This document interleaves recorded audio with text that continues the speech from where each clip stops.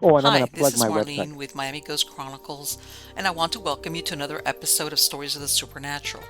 Wherever you find us, whether it's a video or podcast on your favorite platform, please like and subscribe to us so that you can get notification of when a new show is released.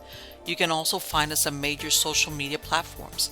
If you go to miamighostchronicles.com, you can find links to the videos or MP3 files, which you can download and enjoy without commercial interruptions. If you're into classic horror, ghost, and adventure stories, I narrate Nightshade Diary, and you can find links at nightshadediary.com. If scary stories are your bag, and listening to encounters with cryptids, ghosts, dogmen, and other weird creatures sends a shiver up your spine, then go to supernaturalstorytime.com for links to our weekly podcasts. Noteworthy news about the paranormal world, true crime, conspiracy stories, and anything that is just plain weird can be found at eerie.news or visit the Stranger Than Fiction Stories tab at miamighostchronicles.com. Please subscribe to my newsletter on Substack. Just go to mppellicer.com for a link. I want to thank you for being part of my audience, and I think you are all wonderful. Hi, everybody. How's everybody doing? Good, I hope. I'm doing good. Everything here in Floridaville is good.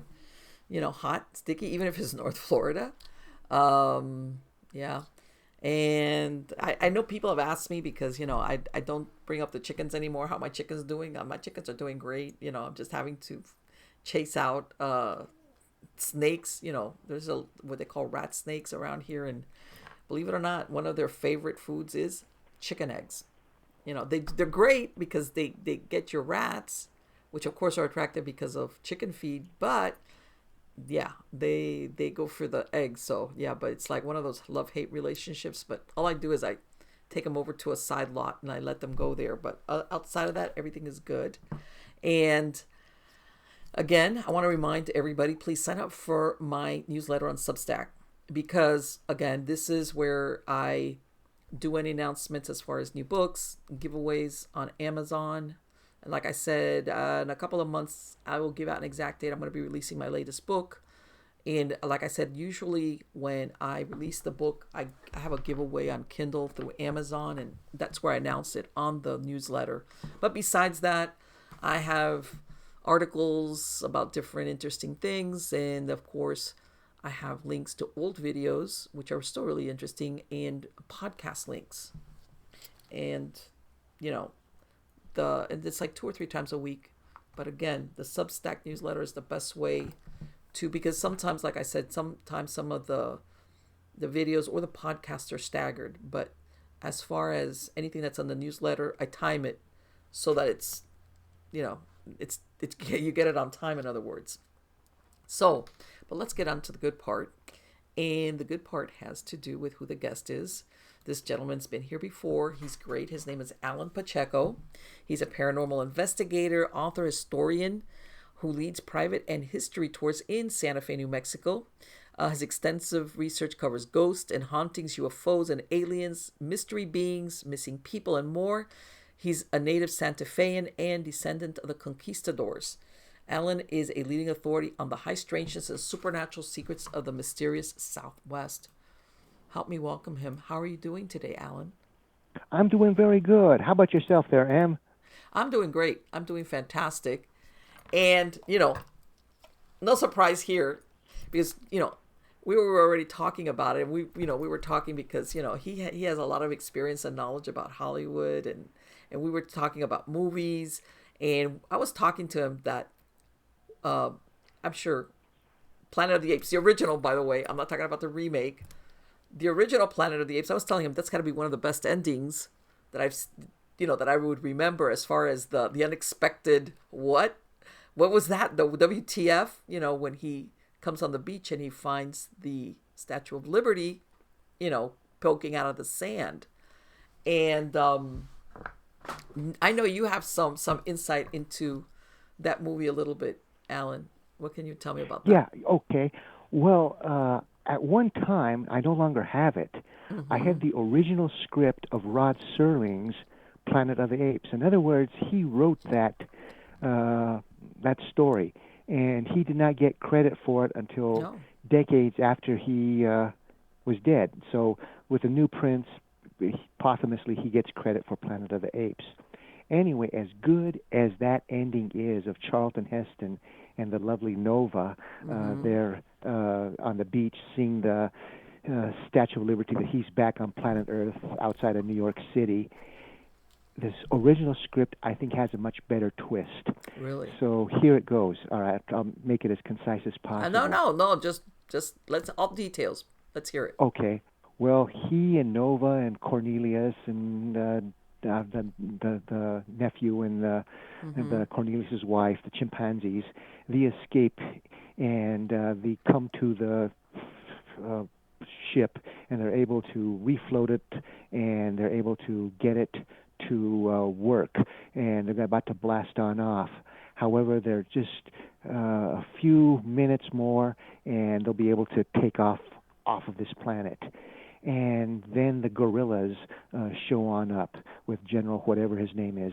So Charlton Heston, he plays Taylor. He says, "Get into the ship. I'm going to buy the time, and I'll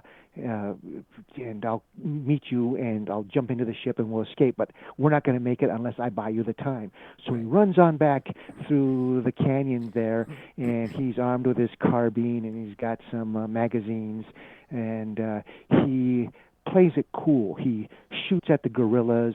He stalls and retreats. He takes off a few gorillas, and of course the gorillas are shooting at him, and he's buying time for them to get all the ignition switches ready for the spaceship to blast off. And as he's running, the gorilla's gunfire becomes more accurate, and they're going for position. So he thinks he can go down another canyon and then another gully and get back to where the spaceship's at. So as he's doing this stall and retreat, he's running across this small open valley, and he stops as he looks out into the ocean there, and it's written there. And instead of him running to the next rock and diving for cover, he stops and he looks, and the gunshots are closer to him, kicking up the sand. And he hesitates, but he keeps on looking back, and he said, "Well, what's wrong with him? How come he's not running for cover? He's got it made." And all of a sudden, bang, he gets hit, and he still stands, and he's still locked on. He just can't believe in his eyes what's he seeing. Bang, he gets hit again, and now he goes down. He's got 2 wounds to the chest, and now he's starting to bleed from his mouth, and the gorillas come running on up to him, and they see that he's just about dead, and life is leaving him. And all of a sudden, there's this blast from down the canyon, and from beyond this hill, this rocket ship goes on up. And as the rocket ship goes on up, Taylor, Charlton Heston, weakly looks on up, and the rocket ship passes by the top part of the broken Statue of Liberty, and he's looking at it, and then he dies. So in other words, that's what he saw, and that's what froze him. In other words, and how come he didn't die for cover? Right then he realized he's back here on planet Earth. And I thought that was a heck of a better ending than, but of course with the bean counters, I thought, well, maybe we can have a sequel. And I was up. You took the words right out of my mouth. I said they can't kill that character. They were like, nah. Right. Yeah, and of course the sequel was just terrible. And Charlton Heston said, "Well, all right, just put me in for a few minutes." And they did it on the cheap, and it was just right. And you think about it, and that sequel was they kill him right away. It's like, okay, so why did you And then what was it? James Franciscus, like a lookalike, Charlton Heston lookalike kind of person or actor is what they brought in. Yeah, and some of the set that to make destroyed New York City was some of the set that they had used for that bomb with Barbra Streisand, Hello Dolly. And so it's this way of Cornelius, the chimpanzees escaping, that would have been much better than the other part 3, part 4. Now, mind you, I'm a big sci-fi fan, so anyway, the thing that they had was they had a golden goose, and each sequel, there was 5 sequels, was worse Oh quality-wise yes, as yeah. far as money going to the screen, and even more atrocious scripts. And they got as much money as they could out of that, and they made some people made them millionaires, the people that were behind that. And one of the things about me is to try to stop some street cred. I'm also a SAG-AFTRA actor, so I'm around these characters. So I get all these kinds of, well, some of the old timers, and they're no longer with us. So I get all kinds of inside tidbits about old Mm-hmm. films of what happened on this set, on that set, etc. And I can remember back in '68, I was in El Paso, Texas, when I saw the advertisement for Planet of the Apes. And I thought, wow, that is really uh, exciting uh, idea. I got to see that movie. And of course, Yes. the modern movie, forget it. But the old one, and that's one of the great things about the old one. It doesn't follow the script dictates of modern Sure. era. Of that idiotic Campbell. You got to have at page 15 this, page 15 that. I think it's at the 40-some minute mark. That's when you first come across the apes, and that blows everything out of proportion as Sure. far as how a movie's supposed to be made with the first 15 minutes, the first ellipsis. No, I mean, this Rod Serling, the way that he did it, you're building, and Let me then ask you you something. get, The first part of the movie, did it follow Sterling's script, or was it just yeah. the ending? Okay. No, no, it pretty much, well, there's okay, for example, like in the Ape City, there's going to be these like gymnastic rings. So in other words, the apes are using their arms to move around like in a zoo. The way the Mm-hmm. apes would go by fake trees and stuff. So there's differences in that way. But it's been Right. such a long time since I've read That the script, the book. I original. mean the script. Yeah, yeah, yeah. But yeah. And No, but it there was was that, the idea, the concept was so out there, as far as the apes and the makeup it was like, what? You well, yeah, know. well, you see, there was a terrible book that came out in the early '60s. Man, gosh, the word 58, 1950. I think it was 1963, 62. Escape from the Monkey Planet by Pierre Boulez. It's a terrible book. It was done in France, Okay. and it was translated into English, and that's where they got the idea of Planet of the Apes. And it's Boersville, and Rod Serling got this idea, and he polished it, and he made it into the masterpiece that it is. And this guy, Pierre, I'm going to say Boulez, he also Mm-hmm. did another terrible uh, novel that was overrated. It's got a good story, but he didn't know how to write a good story, Right. and that was Bridge over the River Kwai, and that's the Yes. one about the Wow. American sailor blowing up the bridge there in Thailand. Mm-hmm. Right. That came out like, what was it, 74? I want to say, or 75, and No, no, no. The Bridge over the River Kwai would be in '57. I think it was shot in '56, okay. and that book I'm was like in no, you know what? '54. I'm thinking of A Bridge Too Far. I think is the. I'm getting my movies mixed up. Oh Uh, well, Bridge Too Far. Don't even bother to see that one. That's no. uh, yeah, burn that film. I mean, that was a terrible thing. They got Cornelius's what was his name? Cornelius something Ben. Anyway, they tried to make it like The Longest Day, but it was just a terrible It movie. didn't pan out. But yeah, I Yeah. know what you mean as far as no, it's true what you said about Rod Serling. A lot of people never knew until recently, or that they felt that Rod Serling was the idea of the Planet of the Apes was his story, which is incredible. Right. Yeah. And there was a lot of other things that he did. And let me put a plug in here. Now I'm going to be doing a podcast series, Mm-hmm. and it's going to be through Substack, and it's going to be called Ghost, True Crime, Paranormal, the Al Pacheco Show. And with that, or let me give you another one, Santa Fe Ghost and History Tours.com. That's my website for Right. tours. And I have an email there. And if anybody has a knows how I can get hold of a 1969 documentary by Rod Serling. And gosh, now that I can talk to the USA, I forgot the title of it, and it has not been seen in since what, 1971 or something was the last time it was ever shown on TV. And if Is anybody that has the that is? content, Let me ask you. I want to interrupt you because the other day I was saying that there was a certain episode of the Twilight Zone. There was one that they aired it once and then they stopped airing it. Is that what you're talking about? no, this is a documentary, and it's going Oh, to go really? into the Devil's Racetrack about the rocks that move in the Mojave Desert Really? by themselves. And let's see here.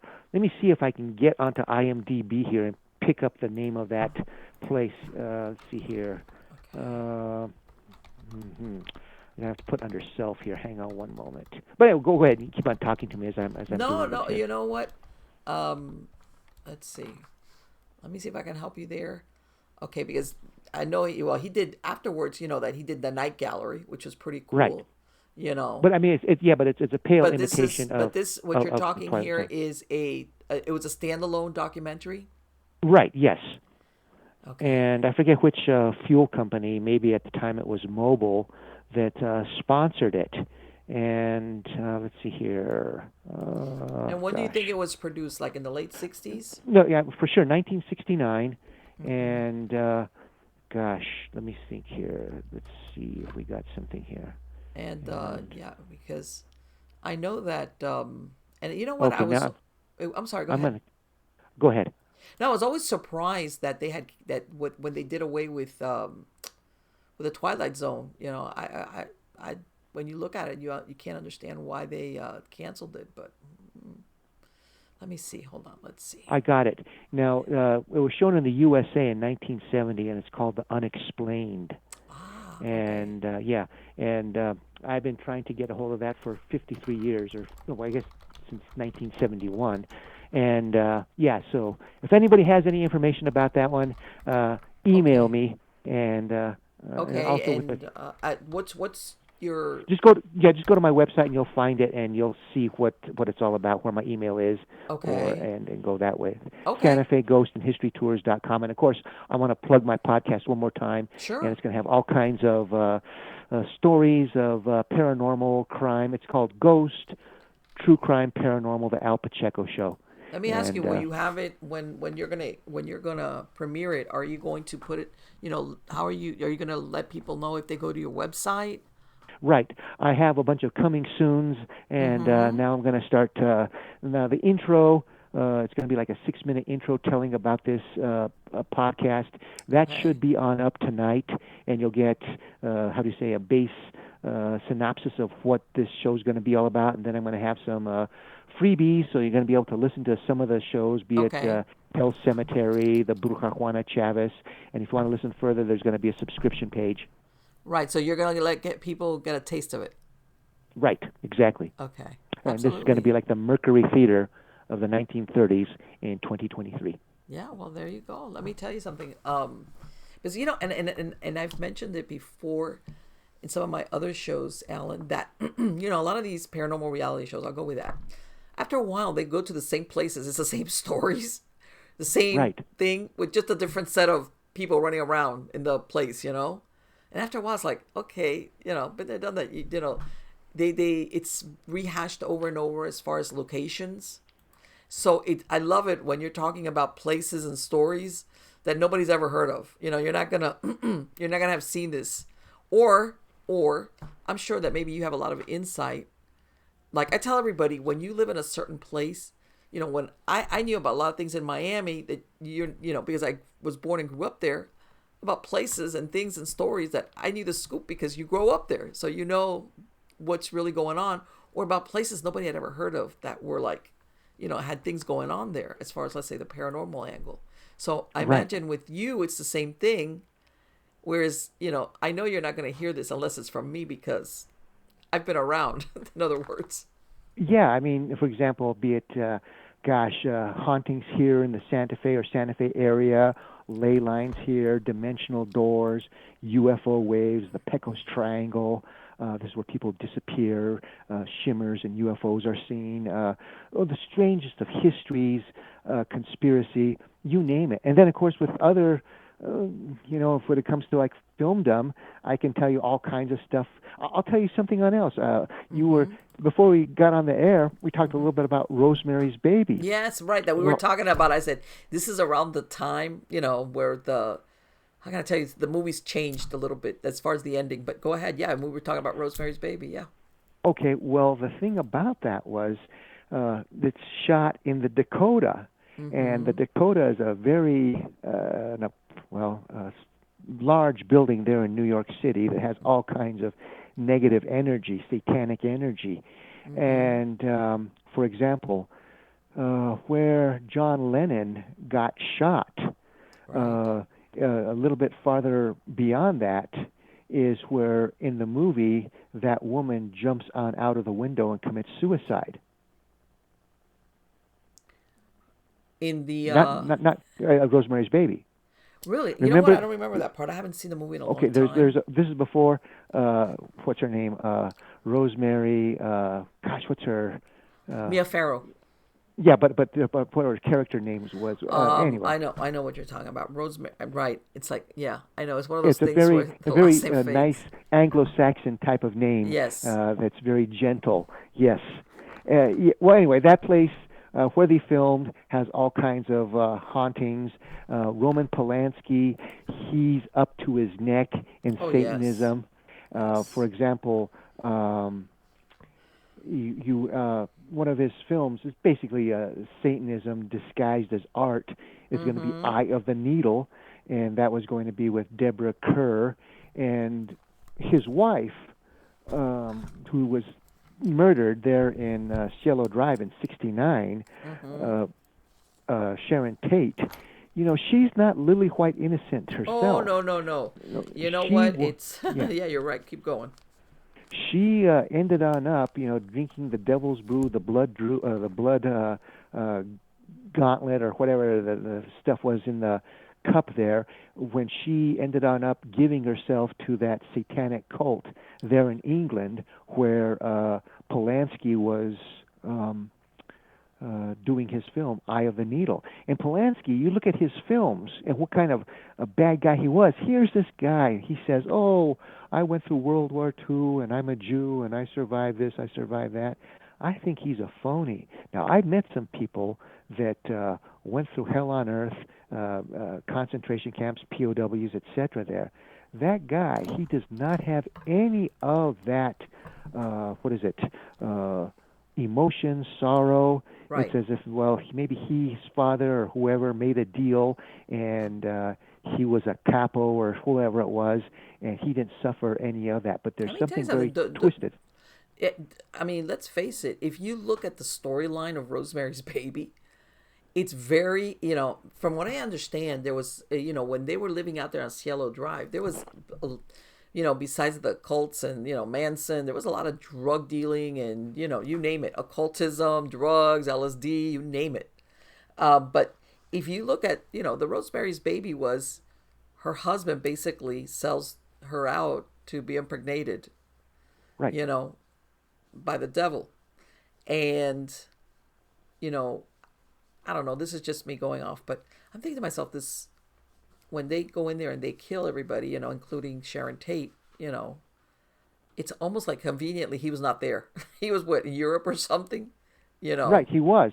Yeah, and the thing about all of that, of what they were involved in, is bad drug deal going. You see, Charlie Manson is the fall guy in this, and there's a lot of stuff that was not put into the mainstream media concerning this this murder here. Now I'll tell you, I used to know this guy who used to live.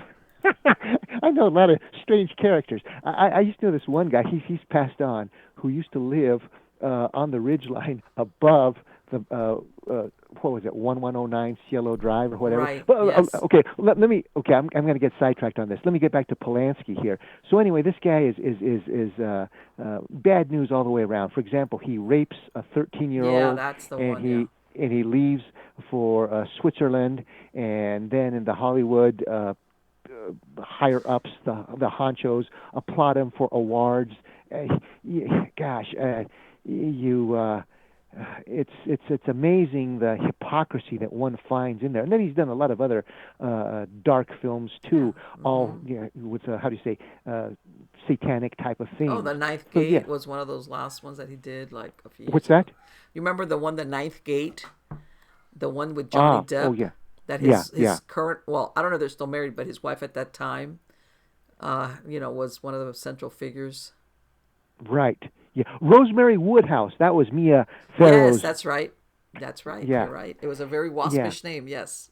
Yes, and yeah, and a lot of things that this guy does, Polanski, and of course other people have come on out and said that he's got this thing for underage girls, and he's gotten away with it. Yeah. And yeah, but anyway, getting back to, I And don't even wouldn't know you where know? we're going. And I'm gonna let me put my 2 cents. And Mary, who did Mia Farrow marry? Woody, who got accused of. Yes. It's like Uh, okay, it's like maybe just a coincidence, but I don't no, know. no. She is, how do you say, attracted to people that are deviants of sorts. Yeah. Well, I'm not going to say that Frank Sinatra was a deviant, but I mean, No, come on, but Frank, you married her at, you could be her grandpa and you married her. What got into that guy? I like his music though. oh no, he's great. But you know what? I'm gonna say this. If you look at Mia Farrow, especially when she did Rosemary's Baby, she looks very girlish. You Uh huh. know, she had the very short hair. Her body type was very girlish, very young girlish, look about her. When she did that movie, and you could take it for whatever, if they were trying to portray innocence or Uh huh. whatever, or there was more to it, I don't know, but yeah, it was there. That was the look of her. Very. If you remember in the film, like no makeup, very very stark, very pretty, like natural pretty, youngish looking Hmm. girl. That's who she looked like as far as the movie. And you can say, well, that's the look they were looking for, but I don't know. But anyway, keep going with the thing about Polanski, because yeah, Okay. he's a dark guy no matter what. I know a lot of times I've heard of people saying, oh, he should get I don't know, I don't want to say pardon, but yeah, as far as I Yeah, know, he still got a now arrest order. yeah, the Selma Hayeks, the idiot, what's his name, who played Indiana Jones and all these other guys. Yeah, No, there was nothing wrong. It was consensual. No, a 13-year-old and an adult nowadays. What are we? yeah. Back in Saudi Arabia or someplace like Meryl that? Streep is And one of those that's like a plot, yeah, like, oh, let him. He's a genius. Geniuses can do stuff like that. Yeah, right. yeah. Oh, if they're a liberal Democrat, Right, exactly. Yeah, but it's yeah, like yeah, it's all permissible right. because that's the price of a genius, whatever. But absolutely, absolutely. But as far as I know, he's still got that arrest warrant out. That if he ever comes back to the U.S., they're gonna put him in the pokey. Right, and yeah, he almost got caught in France because France has a non how do you say well, if you're a The criminal, extradition, yeah, yeah, extradition, yeah, so he has to stay in Switzerland. I would like to have Dog the Bounty Hunter go on over there and get him, but here guy's so damn protected that even if he comes yeah, to the USA and he's going to get away with it. Same thing like with other characters, John Landis with criminal negligence there mm-hmm. on Twilight Zone movie. And as far as that, one of the places that they filmed was, I think it was old Robert Ryan's place, and or was it John and Yoko's place? Anyway, this was before they got that place there, and there was all kinds of a few like satanic scratch marks and markings there in that apartment of where they filmed Rosemary's Really, Baby. Yeah, and then again too, you look at uh, what happened on Cielo Drive, mm-hmm. and again too with the drug deal, MK Ultra, all these Yes, things being put together, and then the next night the LaBiancas get killed, and they say, right, "Oh no, it's all coincidence." No, it's not. no, The LaBiancas, they were part of who knows what CIA drug yeah, smuggling here. mm-hmm. Rosemary LaBianca, she ran a beauty salon. So she was importing wigs from Mexico back in '69, Okay. and then come to find on out, after she's murdered and her husband Leo, she has $6 million in her bank account. Now that's a lot of money even That's a lot of today. wigs. It's like, how Yeah. many wigs? So yeah. So how's she doing that? That's because of the drugs being smuggled into the Yeah. wigs there. And then of course one of the guys that gets killed there, inside the Cielo Drive house, he was, what's his name? Freitag, Freitag, Mm-hmm. whatever. Yeah. Roman Polanski's best pal. Yeah. Well, he was the one that was bringing the drugs on in into the USA. And then the other guy that got killed there, his name was Sebring, the Right. Jay Sebring haircut. Sebring. Mm-hmm. Yeah, he was the candy man to the stars. Yeah. He's the one that's selling all the drugs there. Well, getting back to what I was going to tell you about this is all right. So here we have this guy that I knew, that lived above, on the ridge line of this canyon. What was it, Laurel Canyon, or I forget what canyon it was, Right. where they got. So you're going to have these gunshots, and they're going to say, "Well, it's a 22." Well, it's nighttime. It's in the middle of the night, and nobody's going to report that. I mean, with the stillness of the night, you're Right. going to hear some good pops, and that's one of the things. In movies, a gunshot, even if it's a 22, sounds like nothing. No, they're loud. Sure. And inside, you're ringing your ears, and if it's in a canyon, you're going to hear it even that much better. I mean, Sure. something's going on there, and nobody can hear the screams. Right. There's so many. And then the bodies were moved. In other words, after the killing, somebody went back and moved the bodies. Right. There's all, here's the big blood stain. Well, how come this blood stain? How come there's no corpse here? The body's been moved on in here. Yeah, so it looks like they were under observation. And I'm going to tell you something on else that I don't think I've ever said on radio or podcast. Okay, they were marked on down to get hit. It wasn't, Charlie Manson and what's going on here. They had cable TV in Los Angeles Right. back in '69. So Sebring had a place that kind of looked like a castle there in Los Angeles, like a mini, like a Bavarian type of castle type of place that he lived at. Okay. So Sharon and the rest of the gang went the night before to uh, to that house to watch something that was going to be on cable. And then, as they're getting ready to watch it, maybe it's going to be come on at 9 o'clock at night. All of a sudden, the lights flicker on and off, and the power surges. The power goes back on.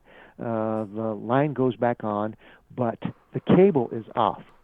So this guy calls on up the cable company. He says, "Hey, we're going to watch this, and it's not on. You got to send somebody on over. I'm going to pay you extra. Come on over, get it going." And let's say Okay. it was going to start at 9:30. You just live down the street, whatever. Well, anyway, the guy who's in charge, he's like a 21-year-old, 22-year-old who works in the cable company, going to college. He goes on over there and says, "Hey, man, you know what? Somebody tried to cut your cable, and they used an axe. So apparently they were trying to cut the cable of the telephone lines to isolate you, but they made a mistake and Cut hit the wrong your one. yeah." So you see what I'm talking? So in other Yeah. words, they were targeted before. Sure. So It all wasn't this, like happenstance that. Yeah. yeah, like okay, Charlie says we got to go to this mansion and take people on out. No, there's a heck of a lot more that is covered on up with this, just like the RFK assassination, etc. Here, yeah, yeah. Well, that in and of itself lately, has I mean, those rumors, have always been around, but it's really taken off. Even though they've suppressed a lot of, how can I say it, documents and stuff, that a lot of people even now are wondering, all the people that were involved in that are dead. People in the government, the investigators, all those people are pushing up daisies, and they still refuse to release all these documents and of what happened, around the president's assassination, and then his brother. Right. Well, I'll go into that, but I just want to backtrack, and I'm going to say that it wasn't Charlie Manson and the girls that Yeah. tried to get Polanski and Sharon Tate the night at the castle. In other words, you're looking at a black ops operation. You So know, what do you? But let me ask you something. Do you? Well, everybody always knows that. Well, the story goes that they did this at the bidding of Charles Manson because he had between the drugs and his winning personality, he basically could make them do whatever he wanted.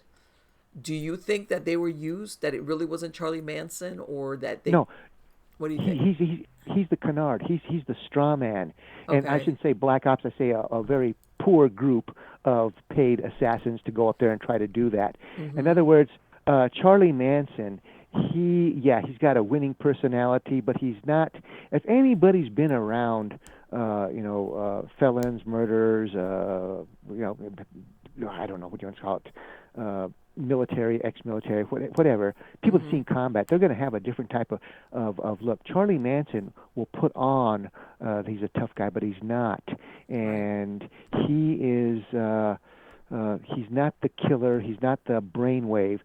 What happened was Bugliosi, the guy who wrote Helter Skelter. That's a Right. fantastic book. It's a great novel. It's almost pure fiction, but he did it in such a way so that he could make money. He could make himself a springboard to get into politics. And if you look at Bugliosi in his past, the guy is a dirtbag, and he was picked by his handlers. We'll talk about CIA or black ops type of people. You process this. You get this guy, Mm-hmm. and you're going to lie like hell, but we're not going to catch you with any of these lies. And if you look at what he was able to do with all of his lies, and it never came up by way of the judge, Right. they would have released Charlie immediately because the case is cooked. There are so many inconsistencies and pure lies about this. And I'll just go into one thing. Okay, Charlie Manson gets released from prison, and Mm-hmm. he is the perfect, how do you say, stooge for MK Ultra. In other words, Yes. he was sold for gosh, a mug of beer by his mother when he was 4 years old. His mother was a prostitute. Right. Yes. He grows on up in institutions, and he ends on up getting into trouble. Cars stolen cars Oh across no, no, state his line, his. I mean, etc. talk about a troubled childhood. Yeah, he was out of. Yeah, yeah. No, his. Unfortunately, yeah. Okay, so he gets out of prison. So then there he is, being this guru, this Maharaja. Where's Mm-hmm. his money coming from? And then he's on out there at the Eves, not the Eves Ranch, that's in Santa Fe, outside Santa Fe, the ranch out there by north of Los Angeles. Right on. Was it Spawn Ranch or I don't know. Yeah, Spawn Ranch, yes. Mm-hmm. Okay, very good. And so there's a raid. Now, Preston Guillory, he's dead. He used to be a deputy sheriff, and he moved to Rio Rancho. That's west of Santa Fe, Mm-hmm. and he was doing a private PI work after he finished with the PD there in California. Anyway, there's this big raid that happens there at the Spawn Ranch, and they find stolen cars, stolen credit cards, stolen arms, as in pistols, rifles, all Okay. kinds of stuff. Any of that stuff, you're going to yank Charlie's parole, Of course. and it doesn't happen. In other words, he is let free because he has higher connections with the feds. Right. And again, to MK Ultra, Yeah, what we need the him for something else. Leave him alone. Leave him right there. right, and MK Ultra that's like the movie The Manchurian Candidate of 1963, and I recommend people see that movie. In other words, you're going Right. to turn somebody into a assassin. In other words, you're going to turn a mild-mannered person into something that he wouldn't be, and that person's not really going to be remember what he did. Now, it can't happen to everybody, but there are Sure. people on out there that have that, say, mental aspect that they're going to be able to be, how do you say, brainwashed. Well, Sure. Charlie, he's too smart for that, so he turns he cuts the line once he's on off out of prison, and he's doing his own thing, and he's making contacts with these people in Hollywood that have money. He's being protected by somebody up in the FBI or CIA, and he's working the system. And Mm-hmm. then at the end, okay, we got to use him as, how do you say, the straw man, that everything to do with these young people in the late 60s is evil, and they're going to turn out to be like killers like Charlie Manson. In other words, we don't want any of these people bucking the system of saying, hey, we don't want the war in Vietnam, we don't want this, we don't want that. In other words, a new, how do you say, mindset was coming to being with people, and it was chopped down, and then that's how come we get all the sheeple from the 70s onward believing in Big Brother, and that's how come we get such corrupt Right, government, be it by Democrat and that's the or thing. Republican.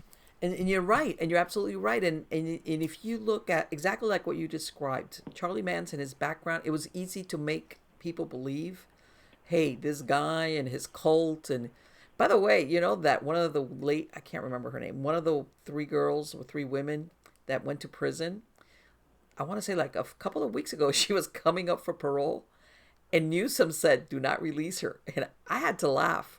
The reason why I'm laughing is like, you guys are letting everybody go on very serious, violent charges. And she's must be like, I want to say she's 75 or she's older. You're Right. Newsom is saying that she's dangerous, but you guys are letting all these violent offenders, basically that no bail system. It was like, that's really weird. I'm not, it was like, Newsom doesn't want her to let her go. Yeah, well, Gavin Newsom is doing what his handlers tell him to do. He is, he's being positioned. He's the Dash Rip Rock of the Democratic Party, Mr. Profile, and he's got no substance to him. He'll do whatever his Illuminati handlers will tell him to do.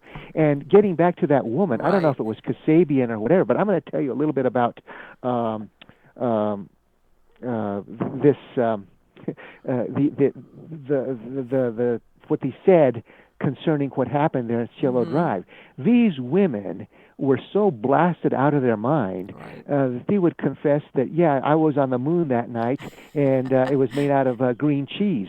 For example, the real attractive one, and there's a story, and people will deny it, but she's one of the ones that hid out here in New Mexico at one of the communes after August of what was it, August 9th, was it, and August 10th, 1969, after the murders there. Right. Anyway, she was the one that was, how do you say, involved with Anton LaVey and doing that show for the Temple of Set, etc., in San Mm-hmm. Francisco in the mid '67, etc.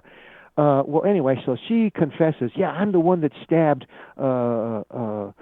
Sharon Tate, and this is and this was the blade that I used, and on, and this is what I did. Well, in the investigation, they found the blade that this woman said that she had stabbed Sharon Tate with, Right. and it was underneath the cushion, underneath the sofa where she said it was, but there was no blood on it. It hadn't been used. In other words, like somebody says, you did this, and they're so far gone. Yeah, I did it, and this is where their testimonies don't make sense with the crime scene.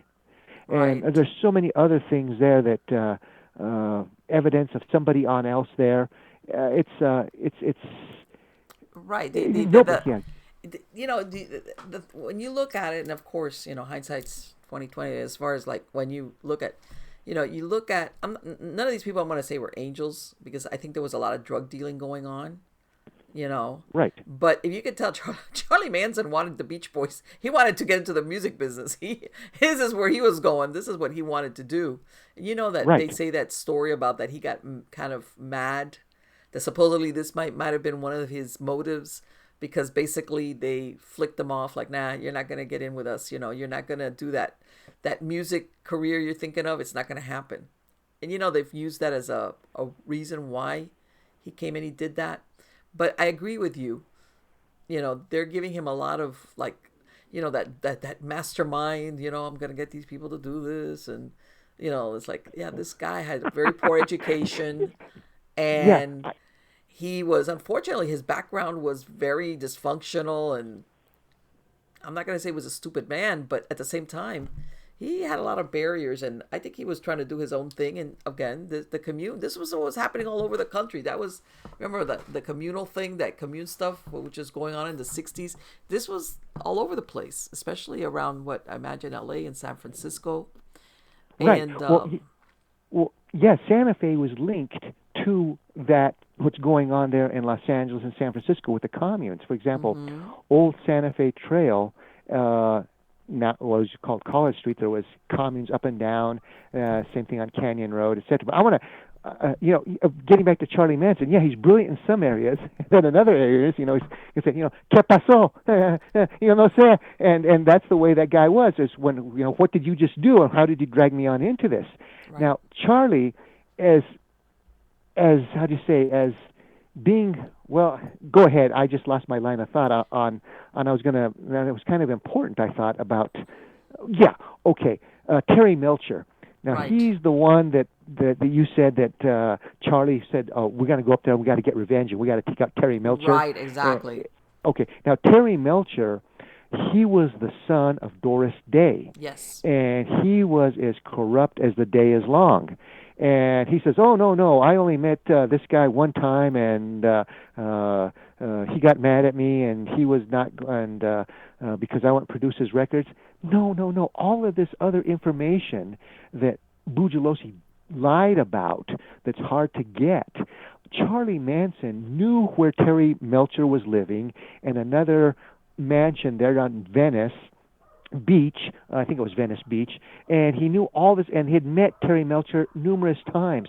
All this stuff of the propaganda, the big lie that he's going on up there, and he takes on out the hit squad's going to take on out Terry Melcher, and they come across Sharon Tate by accident. That's all nonsense. Right. He knew where Melcher was, etc. And again, too, Bugliosi, I don't know who helped him write this story, but it's fantastic sci-fi. In other words, Charlie Manson's such a mastermind that he's getting messages from the Beatles' White Album, right. and the Beatles are communicating to him to do this, to do that. Like, it's a race fantastic war. novel. And it's like, yes. I think this guy, all he wants to do is, he wants to break into the music industry is what I think he wanted to do.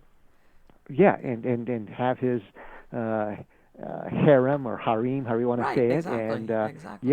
and make music. And if you ever listen to some of his music, it was pretty darn good. Yeah, I heard it once, and it was like, hey, this is not the kind of guy that you're like, oh man, no. It's like, well, I could see, like you said, depending on if you get the right person to be your agent. But again, if they need you, if Dark Ops needs you for something else, it's like, nah. He's not gonna. The only break he's gonna get is behind a jail cell, because we need. So let me ask you something, Alan.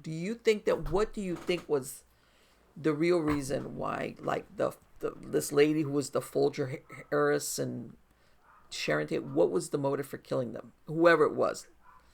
Well, the big one, it was going to be a bad drug deal that went wrong. Right. In other words, you were going to be getting some drugs coming on in, and it didn't work right, and also. There's a lot of other loose ends that would be, covered on up, because Folger Abigail, she's the heiress to the coffee firm. They were there's a place in San Francisco that was going to be like an MK Ultra type of spot that they would bring people on in, brainwash them, etc. I think it was called the House of the Strange Stairwell or something to that effect. It's been such a long time since and I don't know if this is what you're talking about or if it's not. A couple of days ago, they came out with an article about this brothel in San Francisco, where the feds or the CIA or whatever you want to call them, basically what they were doing is they would have the hookers or the girls or whatever lure these Johns in, and they would give them these drugs, and basically they were filming them. As far as just to see the effects of the LSD. I got something on that. Okay, just give me about 20 seconds. Hold that line of thought, okay? Right, okay. Okay, hang on.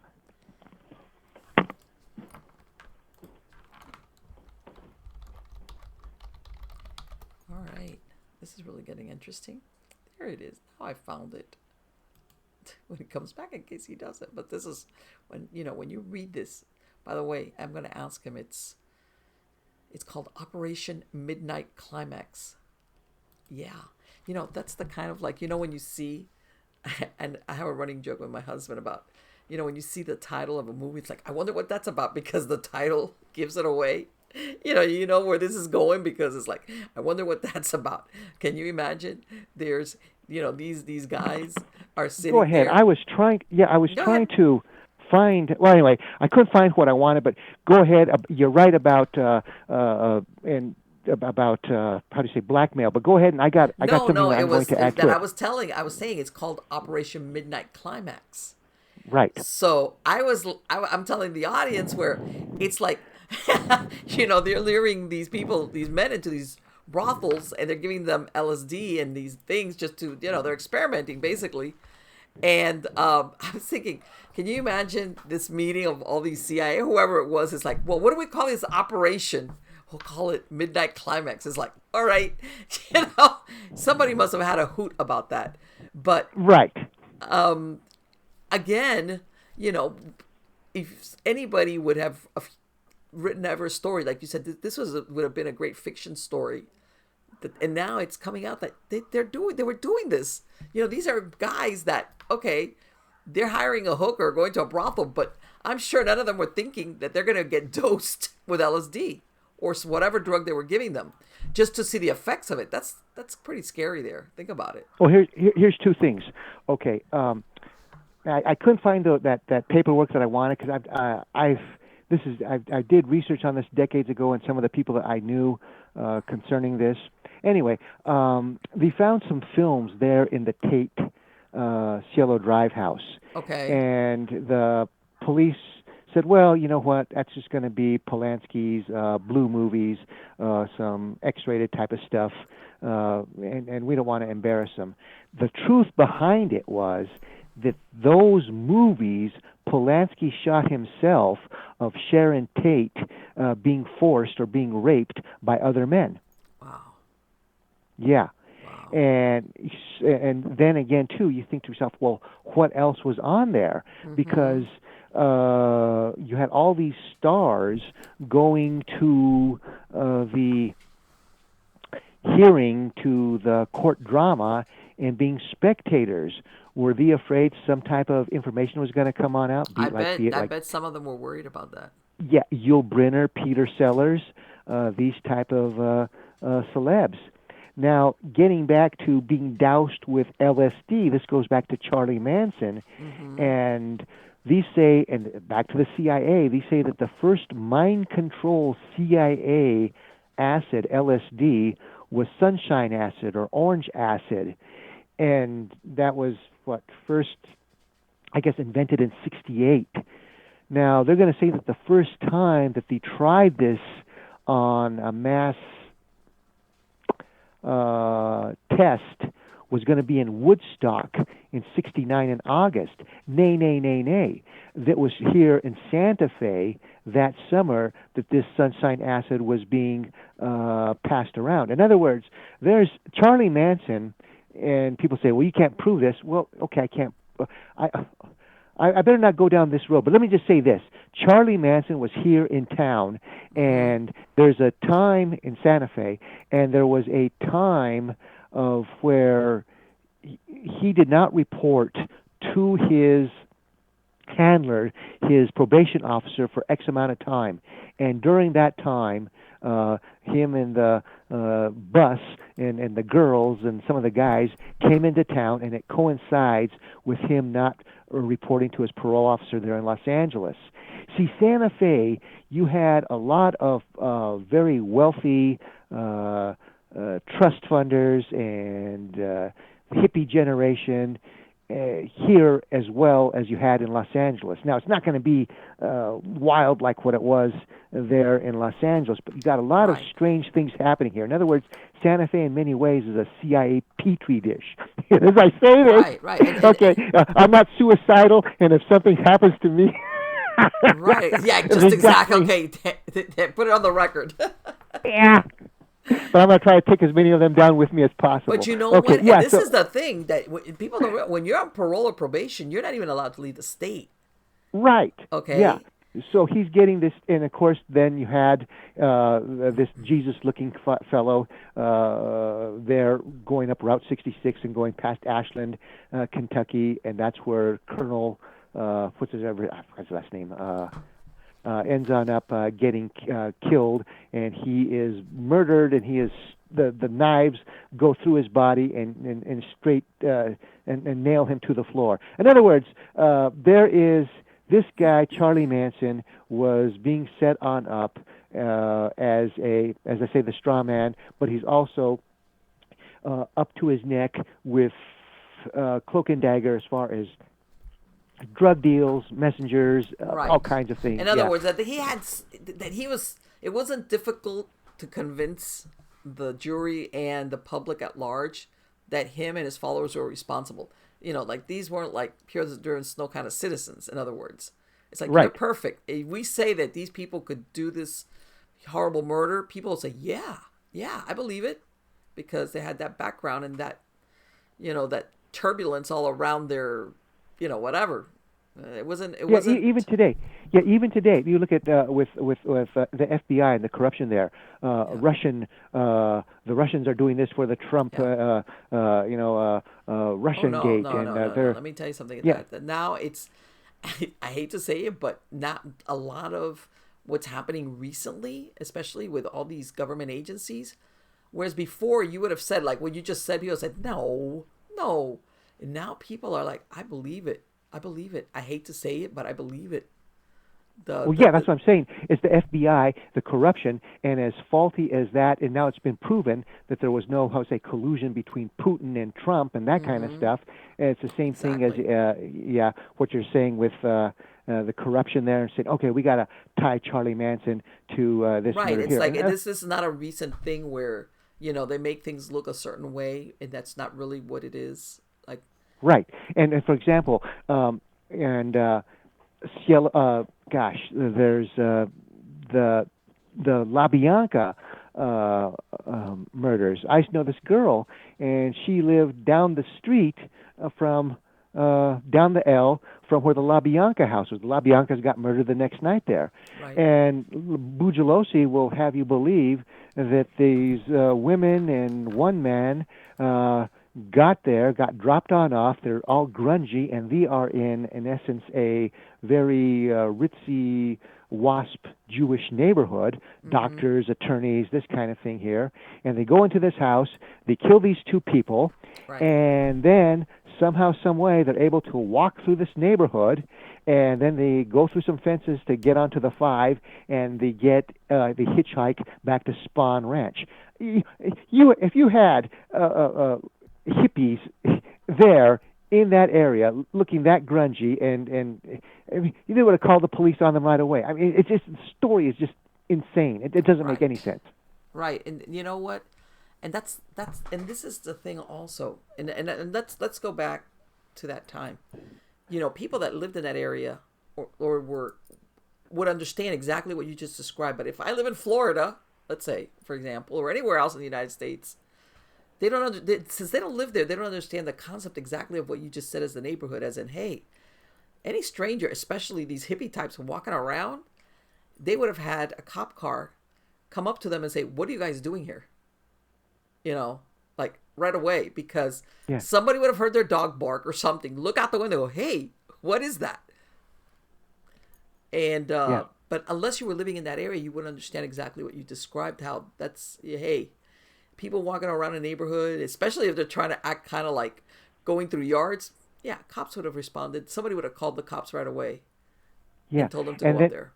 Yeah, and then you say nobody on the 5 says, "Hey, I saw this group of Yeah, really ugly people, just tramps hitchhiking," and then nobody reports. Okay, I'm the one that gave these people the ride there. Yeah, sure. there's okay, and then when you kill, okay, combat, etc., these people are how do you say? We say, oh, they washed on up. Well, okay, did you take new clothes with you for the Tate LaBianca murder? I mean, there's so many things that don't make sense on that. In other words, uh, the human body, the bloodstream, the heart pumping, is like a Saturn rocket inside of you. And if you hit a vein or if you hit the jugular, you're going to have blood squirting on up to the ceiling there. And yet, in that scene there of the La Biancas, you say, well, yeah, there's puddles here, and they were stabbed to death, and they got major organs, they got veins here. Well, how come there's not any blood on the ceiling? How come there's not any blood on the wall? In other words, Right. you were killed and then further mutilated to make it. In other words, there was Right after a after the heart had stopped pumping, so there was no splatter like what you're yeah, talking and about. so in other words, to sell this story about these killers on out there. And here's something on else. And again, I've never ever uh, said this on a radio, but the stab wounds. Okay, you can say you can dismiss this, but supposedly in the wounds of these of the in essence the Tate bunch the night before, Mm-hmm. the stab wounds went down, what, 6 inches. Now they're going to say that with pocket knives, with bread knives, and all this other kind of stuff, they're able to do all of this type of carnage on these people. But a commando knife, the old style, call it a trench knife. What you're going to have? You're going to have a 6-inch blade with the guard, and you're going to be able to have the handle with 2 grips. So you're going to be able to, if the bloodlines don't, how do you say, work, so Mm-hmm. you for suction, you're going to be able to get that blade on out of the body. So in other words, there's a lot more. In other words, it was okay, I'll say it, like a professional hit that Right. happened there at the Tate house. It wasn't, these people that can't tie their shoelaces that are coming off a bad acid trip, seeing pink elephants, sneaking on into the house there. Well, and you know what? And this is the thing.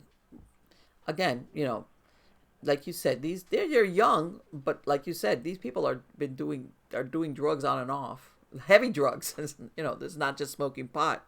All right, but they go in there and they overpower these adults. Okay, and I don't know. There's something there as far as and how many. I mean, how many of the women there were actually women? It's not like you'd say, hey, you know what? It was a group of 5 men that broke in there, and they Yeah, overpowered everybody. there was only one man, Yeah. and rest of the hit team were these hippie chicks. Right. And I mean, you look at them; they're not, these aren't karate champions. Oh no These no look no. like half starved Yeah. waifs. Yeah. Yeah. They weren't living on the streets, but in a way, almost they were. As far as like, it's not like they were getting 3 square meals a day. Like, and that's my point. Yeah, they were young, but at the same time, their lifestyle was we're doing drugs, which by the way, kind of kills your appetite in a lot of the cases. Uh, and you guys go in there, like you said, maybe high on drugs, but you're able to overpower all these adults. I Yeah, don't know.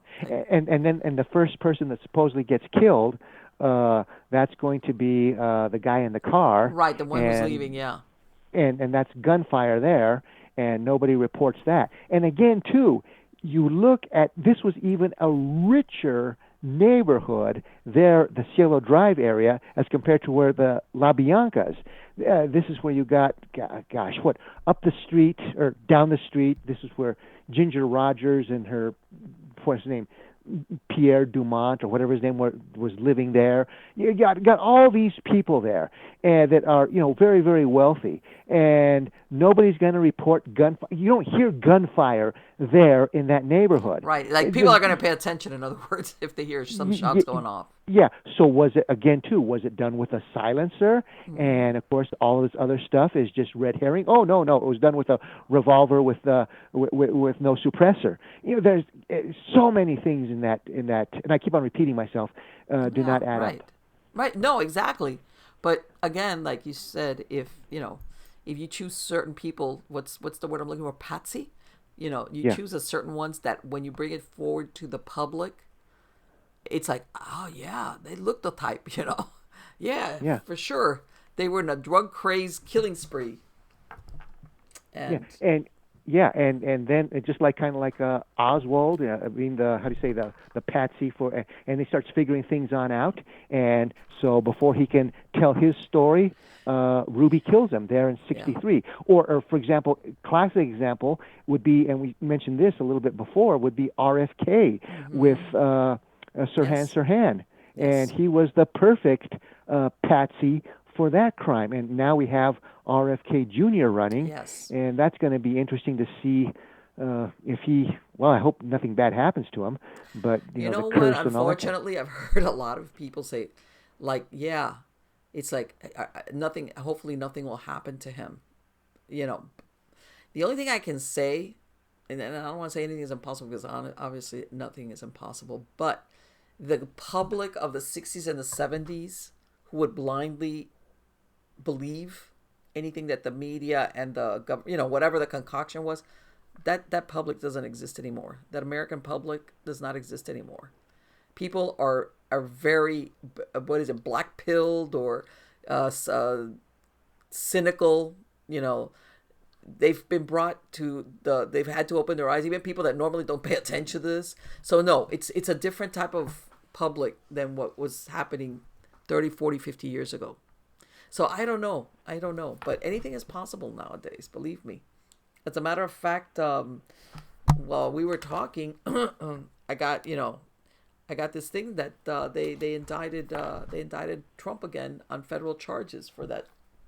So my point being that stuff that you would think this would never happen in the United States, as far as any president. I'm not talking a specific person, just any person that had been president. You would think no. That's like those all those caveats are off the table, and I think that's what I'm saying. People now are very distrustful, with good reason, by the way, Right. and that's why they're even questioning. You remember what I said earlier? All these things going back to the assassination of JFK, that they still don't release so much of the information of surrounding that, even though everybody involved in that are dead. So it's like, you're going to protect who? Okay, there's nobody to Well, protect. I got a theory about that. Go ahead, let's hear And it. now, what happened to Trump? That's completely unjust. Mm-hmm. And yeah, and all they want to do is just take him on out because Oh, he's of not going to be course, of part course. of the how do you say the swamp, Sure. and Biden's part of the swamp. But as far as not releasing the data and everybody's dead, it's because that data is going to say in Oh, I black and know. white that the CIA and the Yeah, FBI were involved. sure. And if that happens, then the American public will say, well, geez, we even have less confidence in these Exactly. Red Guard, Gestapo type Yes. units here in the USA. Now, I would hope, but that enough of Americans would say, hey, let's get rid of these terrible, unchecked organizations. Sure. JFK said, and this was a few weeks before, this was what, after the Bay of Pigs, and you being Cubana, you'll know about that. He Yes, said absolutely. about the CIA that I'm going to smash it into 1,000 pieces and let it be blown away by the wind. And well, they got him before he could do that, and that got me kind of angry about Trump. Was because I was for some of the stuff that he was doing, and he was better Mm-hmm. than Hillary or Obama Oh, sure. or Bush or whatever. But I thought, come on, man, don't have just because is an organization that has some laurels, or just because a general, or just because a person has rank or something like this, doesn't mean that he's a good guy. I mean, No. he should have cleaned house all the way and gotten all of those Yes. Rockefeller Republicans or liberal Democrats on Yes. out there and put true patriots on in there. And yeah, release. And if you smash the FBI, you smash the CIA, well, more power to us, because that means we're going to be more freer. You know what? I agree with you, because this is my theory. I think that when he went in there, he kind of knew the swamp. I just don't think he realized how bad or how deep the swamp was. Okay, Yeah. before he took the presidency. But I would say, after the first year, you should have known by then. Holy crap! Then I would have said, okay, the gloves are coming off. And instead, he just kept a lot of people in these certain positions that it's like, you needed to fire these people like yesterday. And he let a lot of people that basically linger in positions of power, that was like, no, don't do that. And here we are today, you know where it's like, yeah, yeah, it's like he should have done this and he should have done that and shoulda, and nothing happens. Now, let me ask you something, Alan, and this is a rabbit hole, and you tell me what you think of this theory. One of the things I've heard that had to do with the reason why JFK was killed had to do with UFO UFO? disclosure. Yes, yes, yes, yes, yes. That's part of it. There's a number of reasons behind that.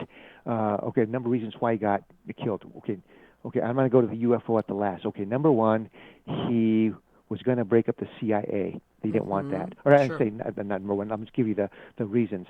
Also, he had signed an order that we are not going to get involved in Vietnam, You're right. and he was going to. And even a couple of days before he was assassinated, his vice president LBJ signed an order that we're going to send more troops on over there and more advisors, more combat troops, Yeah. etc. In other words, this was for the military-industrial organization to Sure. make more profit.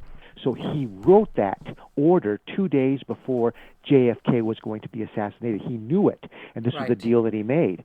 Also, there's something on else about UFOs. He went to, what was it, Nellis Air Force Base, Area 51, and he could not get a straight answer. Hey, I'm the President of the United States. Right. I want to know what's going on here. Now, there had been, Truman, of course, knew, and Eisenhower knew, and I'm sure, I'm not sure, but Richard Nixon, Dick Nixon probably knew because he was the VP. But when JFK went on over there, and he's hearing all this rumors about 1947, Roswell, New Mexico, the craft there, all this other strange stuff of lights in the sky, abductions. He wants to know, and he can't get the answer. And then he ends on up becoming a little bit more inquisitive and thinking about, well, who's controlling all of this? Right. The invisible hand, the Illuminati. They didn't call it the Illuminati back then. Mm-hmm. And he's thinking, well, you know what? We are being ruled by a secret society. And he gave that speech, I'm going to say, in the Harvard, or Harvard, as you would say, square, like 3 weeks before he died, that secrecy, when it comes to America, is repugnant, and we cannot let secret societies rule this country.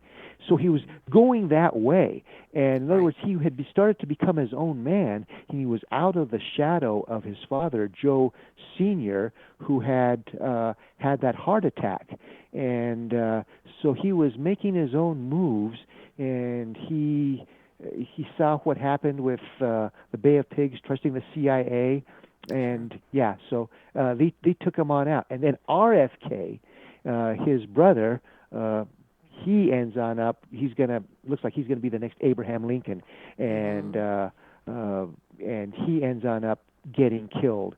And then one guy that I did not like, and that was John, and that's Kennedy's son, and Right. he was very arrogant, kind of obnoxious. Hey, I'm Rico Suave, yeah, yeah. I mean, I could tell you some stories about. I Well, better you know not. what? Oh, let's get back to this one. Well, no, you know what? Okay. I remember that when the plane went down with Well, him. that's what I'm going to get to. That's the important thing. I was going to tell you the ones about Bassett and the rest of them. Uh huh. We used to, behind our back, Bassett Hound. Anyway, the thing about that was, I'll just tell you this. Well, no. Okay, let me get back. Let me get to the. I'll get myself in so much trouble. Go ahead. Go ahead. Go for it. Let me get to John in the plane there. So he gives all these hints that he's going to come forward and he's going to tell the truth about who killed his father, and with the links that who killed his uncle, RFK. And he's got the media to do it because he owns George, that magazine. Right. And he's saying, well, giving hints. Well, I'm going to run for Senate, and Hillary is going to be running for that same seat that John was. In other words, the Mm-hmm. king's son is coming back to reclaim the family throne, and he's Right. going to straighten out Dodge City.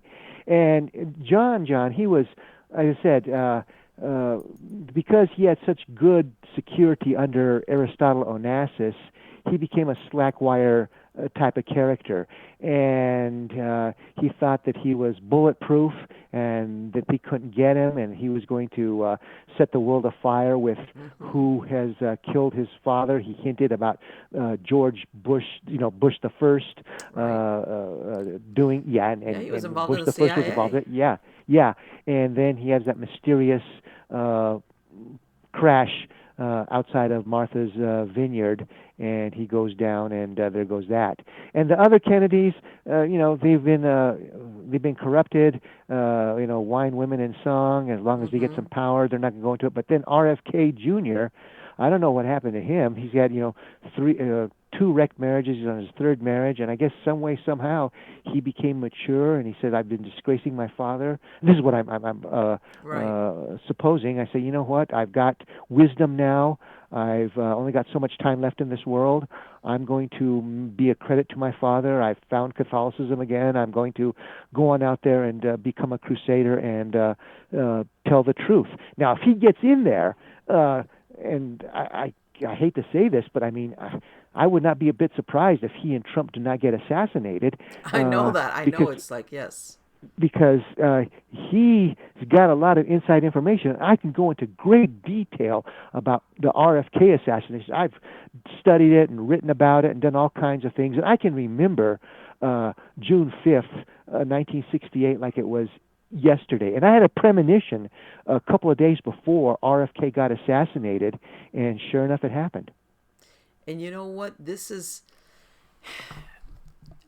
when you just said this thing about Trump and RFK both being, possibly assassinated, and I'm thinking they wouldn't take out either or both. But then I'm thinking, look at this. They took out JFK. They took out his brother. And you would think most people would say, whoa, that's over the top. And they still got away with it. Okay. And I'm thinking the only way that they would have gotten rid of JFK is if they knew that the person that was the vice president was going to be with the program. So remember, the country's being taken over by whoever the VP was. Right. And they would not have gotten rid of JFK if they didn't know that the guy waiting to come forward and now be president wasn't going to be with the program. Otherwise, it'd be like, why kill him if we're going to get, forget it.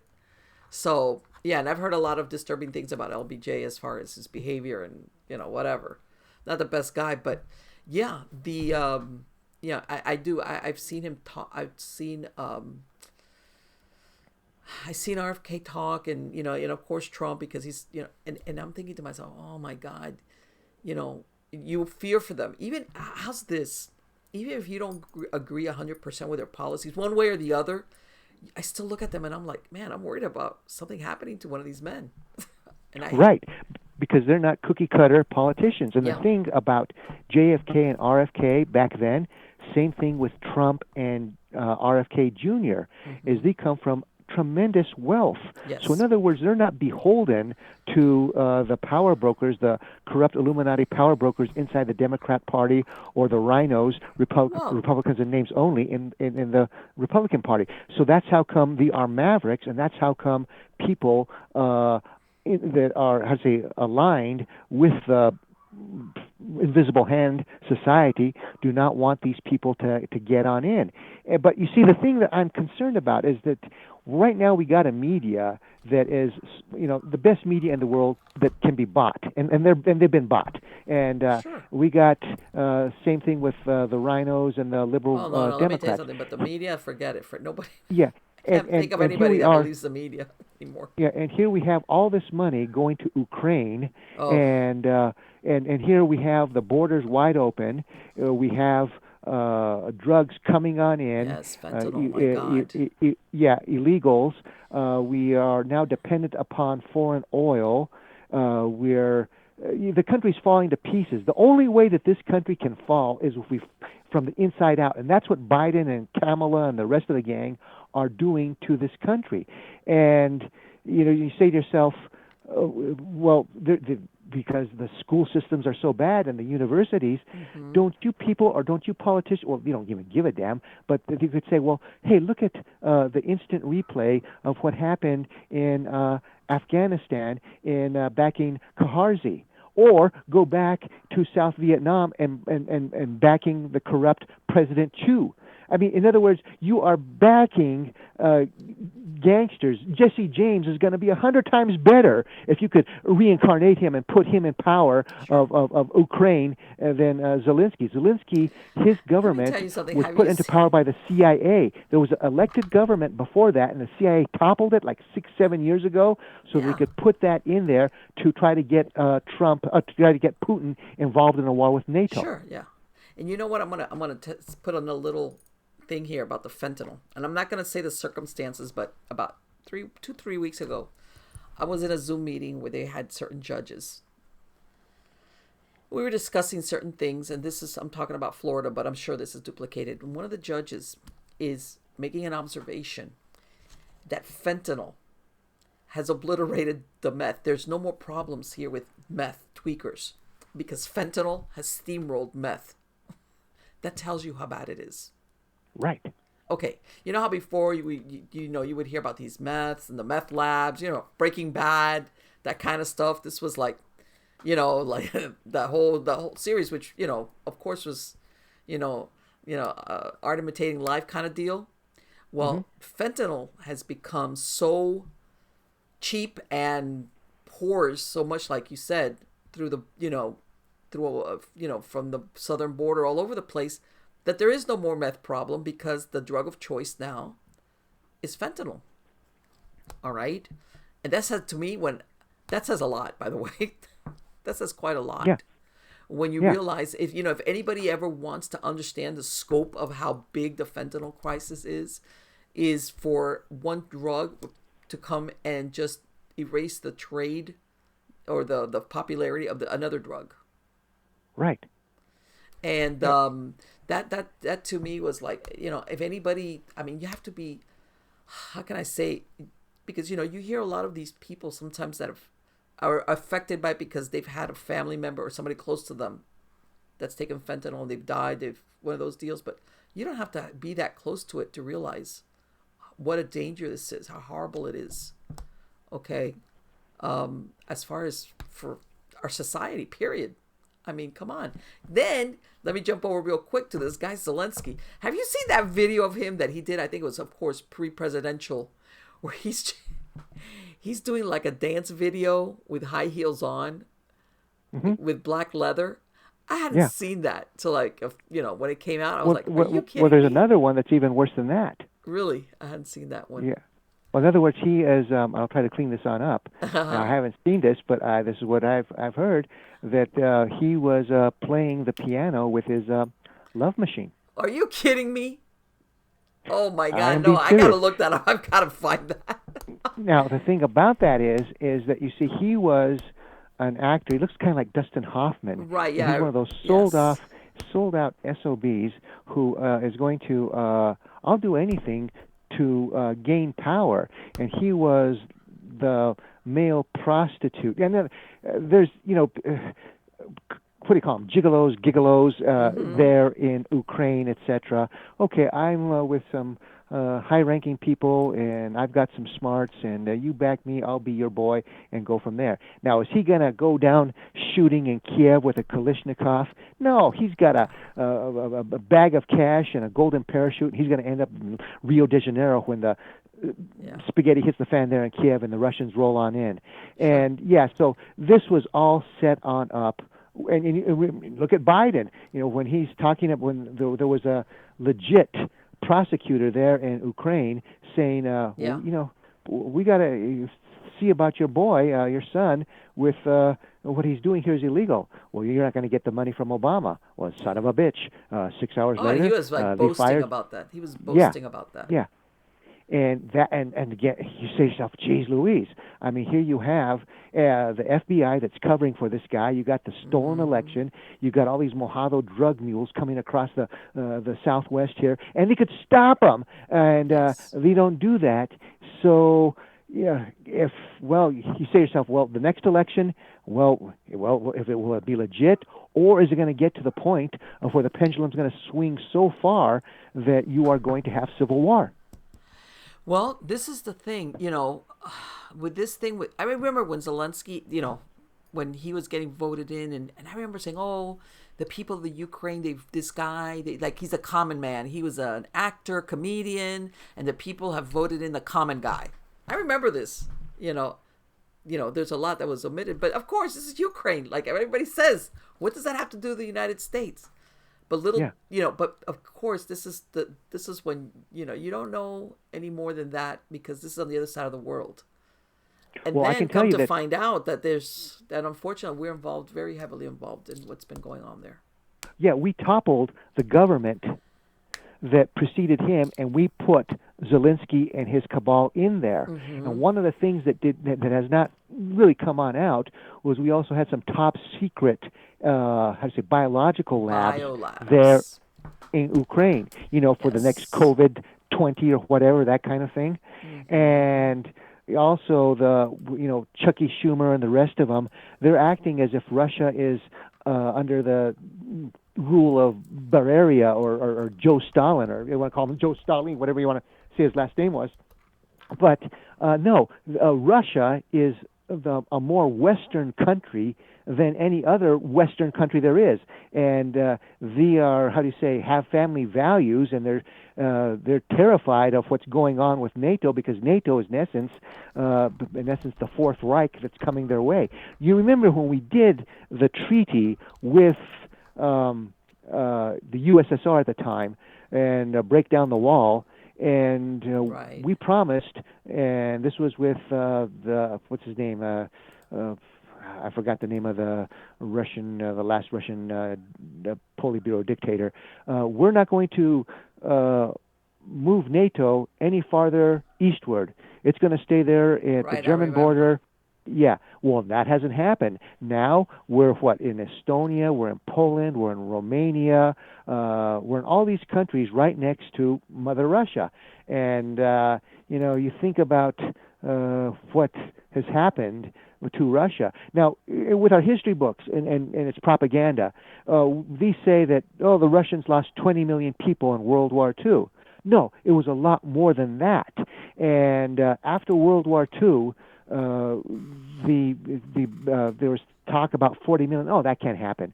So now today, since 1970, they've gone up a little bit, 22 million, 25 million. There's a few people who go to, maybe 30 million. However, Putin, when he got into power, he says, I want the true story of how many people died here fighting the Third Reich. And the KGB was doing the counting, and they were at 39 million, 900 some thousand, and Putin says, that's enough.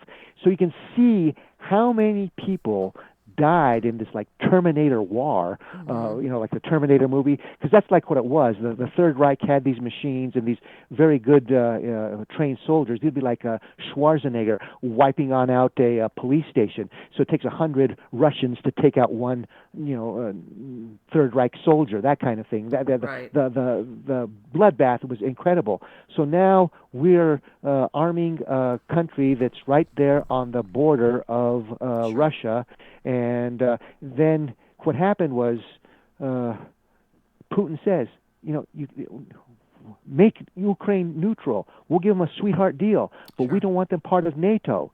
And then 3 days before Putin greenlights the invasion, that stooge, Kamala Harris, is there in Munich and says, oh, yeah, well, we're going to welcome Ukraine into NATO. Into NATO. Yes. I mean, so he's forced to... Of course. He doesn't want NATO on his border.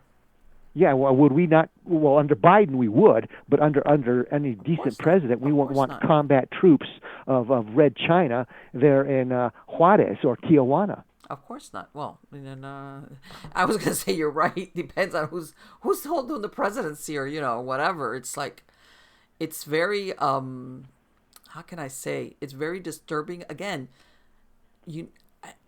I want to say, because the most appropriate thing is people being blackpilled. Allan, where people that normally wouldn't pay attention to these going-ons are paying attention now, because they've been had a coming to Jesus moment. Regardless, I'm using this as whether you're Christian or not, as in, I can't believe, I thought that what I'm seeing now was stuff that you would see in a Clancy novel, great fiction, but no. And people are, we've been learning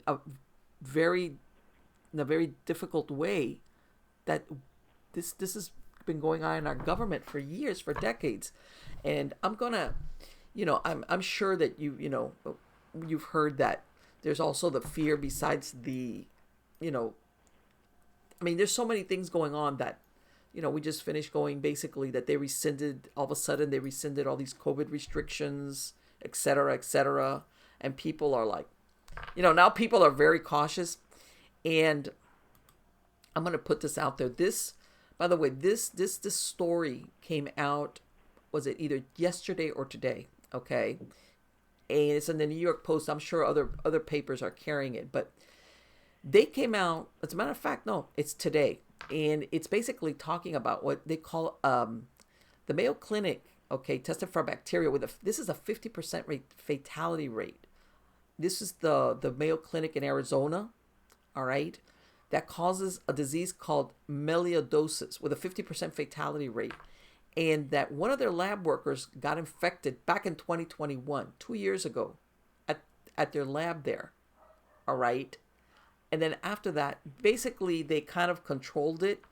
But now, let me tell you, symptoms are horrible. And I'm listening, I'm reading this story, and I'm like, holy crap. They're saying now that apparently this bacteria is originated in the Asian countries, but it's become endemic along the Gulf Coast, from Florida to Texas. And they've had a couple of deaths from it, but and I'm looking at this, and they're saying it's rarely seen in the United States, but it's known. They call it. It's one of those diseases that they call it a mimicker because it looks like a lot of different things, like as far as the symptoms, and they say that in other words, when somebody goes in there with the symptoms, it's either underreported or underdiagnosed. Like the doctors don't realize what they're dealing with. And so that to save somebody, like early identification and treatment is how people get saved. And even then, people that survive it have horrible, sometimes they're alive, but they have a lot of very, very serious health problems. And I was looking at this and I'm like, you know what? A while back, I would not have given this story. I would have read it and I would have said, oh, okay, that's interesting. But now I'm so... Okay, let's put it this way. This is part of what is written in the stories, as the CDC made its declaration after several cases of melioidosis were reported in Mississippi because of the warm climate. And they're saying that can appear 1 to 4 weeks after exposure. All right, and it includes coughing, bloody fever, weight loss, and pain. Again, coming back to what I was saying, Allan, normally I would not, but now I'm so black-pilled that I'm like, oh my God, please don't tell me that all of a sudden this is going to be the next wave of why they're going to try to lock us down again. And I'm not like, maybe I'm going, maybe I'm getting like a little bit paranoid, but God. No, they're going to try that card once again, and God. again and they're going to play it. And if it is, how do you say, the first wave before people start getting some type of antibody to it, where is it going to hit? It's going to hit in the area of the USA where people believe in the Second Amendment and believe in the Constitution. Texas, Florida, Alabama, all these states that are, how do you say, filled with patriots, rather than the Orwell type populace of New York City or Los Angeles. And that's what, it's going to be a win for the bad guys because they're going to take out some of the good guys by way of this disease as it spreads. And then also the second part is, we got to lock you on down again, and we're going to cripple the economy even more so. Hopefully, Americans will have enough, and they'll say, no, you're not going to do this to us again. And, I'm going to say something about the vax. Okay, again, you know what, Em? I don't ever say these things on radio broadcasts or podcasts, etc. And I'm going to tell you something. Here is something that is going to be very, very wild. And for the Baptists and the Catholics, you're going to understand this. For the rest of them, you're just going to have to look this on up. Okay. In the Bible, about the apocalypse, the first horseman of the apocalypse.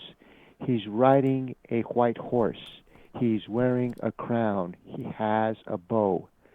Okay, what just happened to us? Do we not see the medical people as white, dressed in white because of the scrubs, the doctors, Mm-hmm. and is not the white horse, the white knight, the cavalry coming to save us? And is not the bow, is that not, could that not be for the jab, to, instead of an arrow, the vax?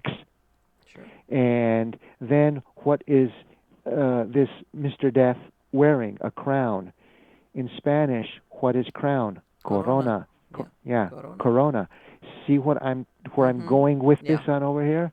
Yes. And yeah, and then well, anyway, Well, you could you know talk. what, and the reason why I brought this up also, and I agree with you, is what that's one of the things you hear about a lot of sometimes that there's a lot of symbology going on that unless you understand it, it's like they're signaling, you know, certain things or certain Hmm. actions, but it's not out. Well, sometimes it is in your face, but a lot of times it's very symbolic. Like you said, that unless you understand or you're looking for it, then you realize what it is. But basically, it's like an announcement, all right, or a heralding of what's going to come or what the next action is.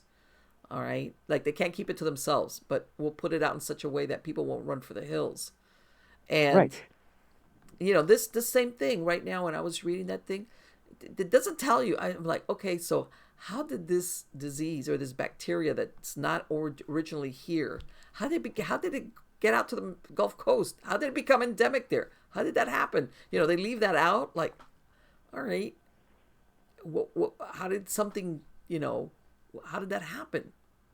You're talking about four people, getting infected doesn't make it endemic. So, but things like that. And like I said, maybe it means nothing and it's me, getting paranoid. Or unfortunately, that's the world we live in, which, by the way, is not a good way to live as far as a society is concerned, where you can't trust the people that you're giving power to over your life, as in the lawmakers and the government and, all the bureaucrats, that you're like, man, I suspect you guys of everything because I can't help it. I wish I didn't have to feel this way, but I do. And Yeah.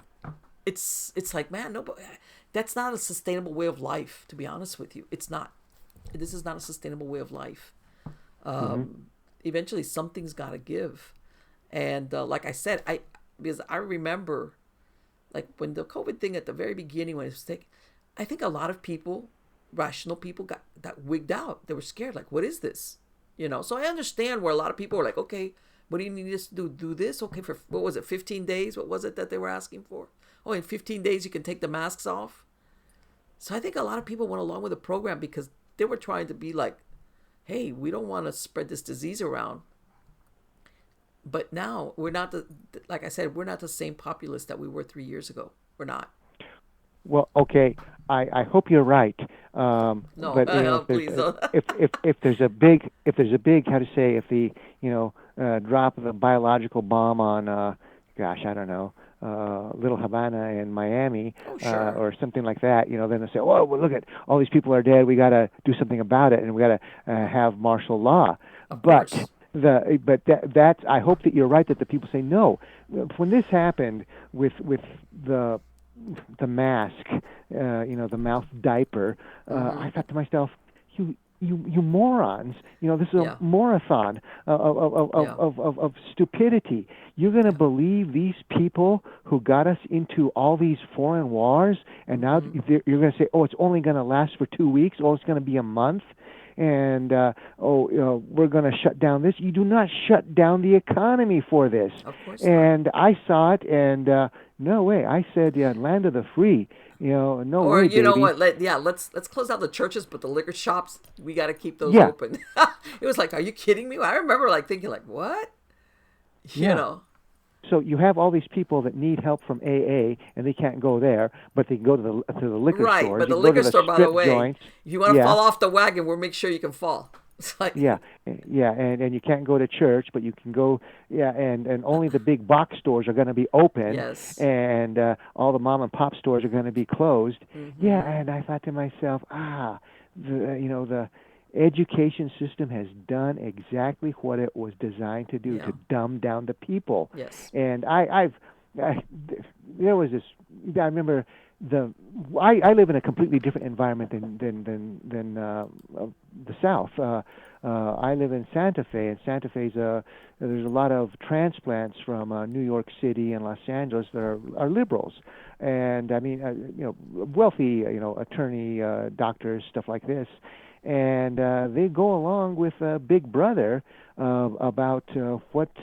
We gotta go with lockstep, and if you're down there, you're gonna hear somebody, some lady with a New York accent, mask, mask, mask, and hey lady, you want to buy me a mask? You wanna, okay?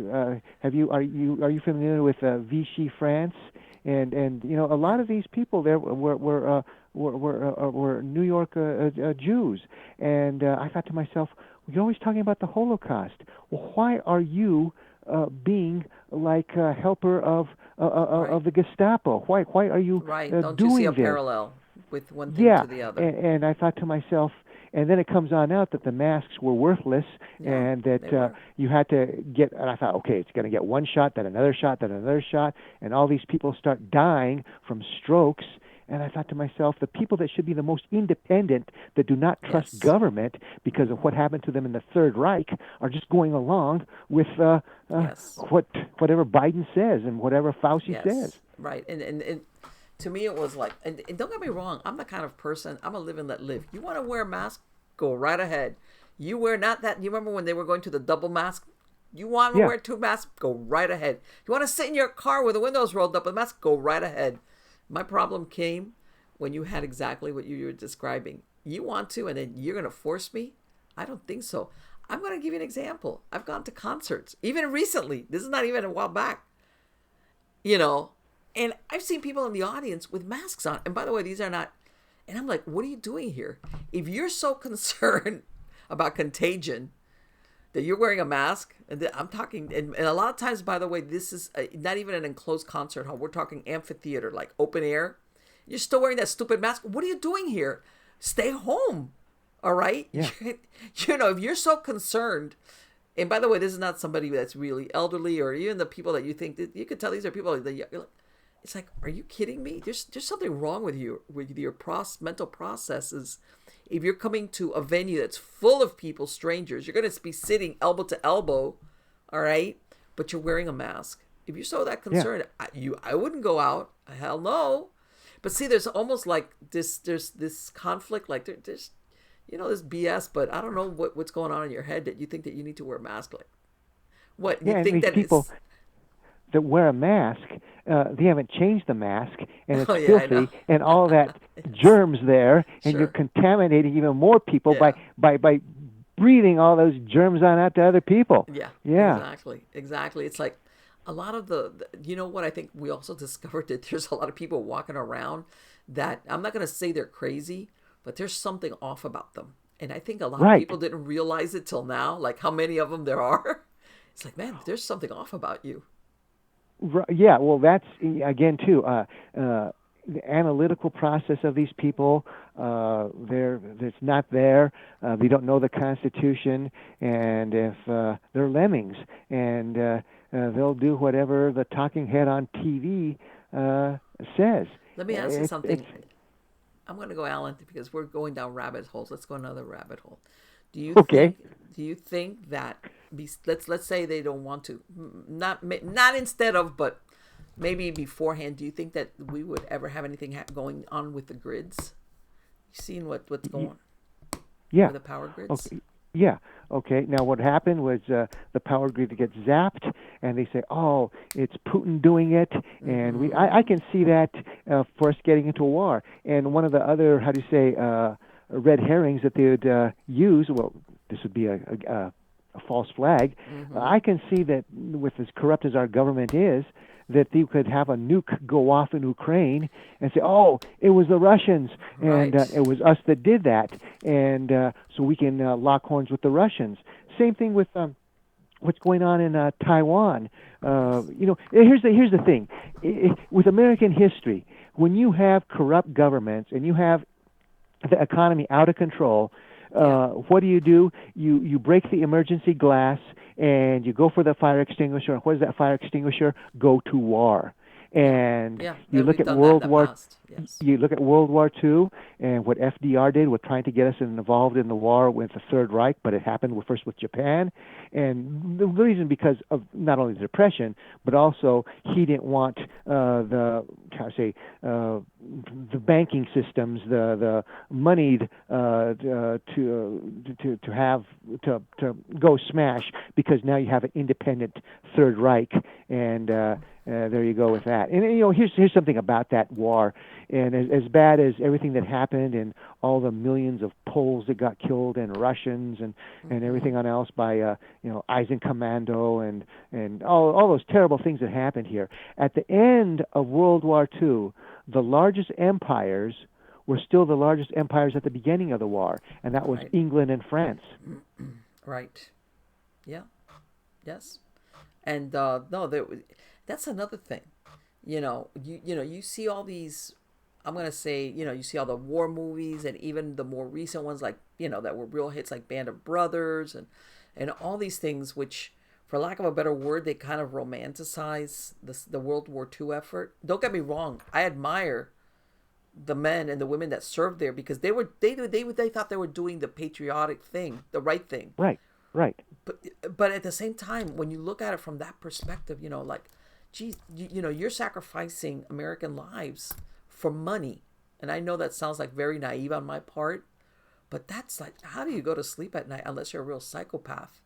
So that leads me to believe there's a lot of them. Yeah, these people have evil that swim in them, and they've made their deals with the dark forces, and that's what they're all about. You look at Yuval Harari and Klaus Schwab's and Bill Gates. They're talking about the Great Reset, and Klaus Schwab's like somebody out of a James Bond film with his accent, Ernst Stavro Blofeld. You will eat the bugs. And he's talking about 7.5 to 5 billion people eliminated. And in essence, what they want is, they're going to say that there's going to be the big reset where man, the next level of evolution is we're going to mold with AI. In other words, we're going to put the soul into a computer, and these people... into a silicon body, and the silicon body is going to have feeling, etc. And these people are going to be gods. In other words, they're going to live forever in this world. Their self-awareness, they're going to transition it, and they'll, even if it's a synthetic body, but they're them, and they'll be immortal, whatever. And they have enough money to be the kings and queens of this world. Yeah. And again, that's another thing of of Luciferianism. I mean, you are now the same thing with the four sexes. First you had male, female. Now you can have a man go to a female to go to a man. In other words, you're creating something that. In man's image, not in God's image. And same thing with all the splicing of genes of this animal and that animal together. And what they're thinking about is that these people will be in control, and then in other words, hammer is not only going to be, a commando group, but basically machines, like something you'd see out of the Terminator movie, like the machine gun or laser armed flying machines. And then the ones that do survive, the humans, we're going to be the slaves and serfs, and we're going to process the greens for them. And it's the wildest thing. Well, but you know what? And a lot of them, if you look at it, and I'm gonna go down with this, and like I said, sometimes in hindsight things become clear. A lot of these movements, including PETA and all these that are eco-friendly, animal-friendly, but people don't see the flip side of it is they're anti-human. They believe that the earth, as in earth and nature, is better off without humans. Okay? All right? And, that's the part that they leave out. Yeah, we want to save the whale, but by the way, we want to get rid of the humans while we're at it. And then, of course, that's when you see, but this is like something that's been ongoing. I mean, I was the first one that that all these groups that were out there saving animals or protecting the environment, it was like, that's cool, that's good. But then, a lot of things have come out that really what's going on behind the scenes is they're anti-human. Right. And in essence, and Michael Crichton, the late author, he kind of touched on this, and what happened with the shutdown is kind of like something out of a drama to strain that happens in Piedmont, New Mexico, of all places. Where they have the. But anyway, getting to this, in other words, as Catholics and Baptists, and they believe that, or here's the. That humans were in paradise, and then they got the sin. They're cast out of the Garden of Eden, and now ever since then we've been trying to come back to God, and by God's grace, even though we're bent and we sin, we're trying to be with Him. And when we die, if we've grown our soul, done our best, etc., we'll be with the Trinity or Big G, whatever you want to call it. Right. But these people have their own religion, and it's satanic, and it is. And they're going to say, well, mankind was whole all the way up until the Industrial Revolution. And even though all these people are, barely making it and starving because their agriculture, this, feudalistic system, etc. No, once the Industrial Revolution happened, then the spaghetti hits the fan. Then we pollute this world, and we repopulate more than we should. And now man is destroying the world. So what we got to do, this is the Illuminati and the people that back these politicos, saying, well, we've got to now shut down industry. We've got to no more combustion engine. We've got to no more drilling for oil. It's going to be the green revolution. And what's going to happen is nobody's going to be eating meat. We're going to be eating bugs and greens. And we're going to go back to the feudalistic system of where the Bill Gateses and the Klaus Schwabs are going to be ruling us. They know better. And their knights are going to be these Terminator machines. And we're going to live like serfs. In your 8x10 cubicle. And be happy that you own nothing. Yeah, exactly. Or like slaves during the days of the Roman Empire. Yeah. Don't worry. You'll be confused. And and you're right. There's people out there that fall for this crap. You know, like, you mean I won't have to go to work every day and worry? Yeah, sure, right. That's what you think. And the ones that do, they tend to be, come from a very wealthy background. They're the ones that, because of their education, they were able to make a lot of money, and they feel guilty about their money, or they're trust funders, and they say, oh, no, we are like, the days of Louis the 15th, the Sun King. We know better, and sure. We'll make France good with all these serfs here. Or you find young adults of attorneys, of doctors, of people that, of money, of status, of commerce, and they're the ones that buy into this. But when you have the working class, those that couldn't afford college or didn't go to college or university, whatever, and or didn't even finish high school, they have more common sense than these other people. Sure. They say, hey, you know what? This is capitalism, baby, and I live in the best country in the world, and I can, if I master meritocracy. Yeah, but with the others, no, it's because of El Dinero. Okay, well, I'm a blue blood. I know better. Yeah. Oh, of course, no, and you see that, and like you said, I come from a Cuban family.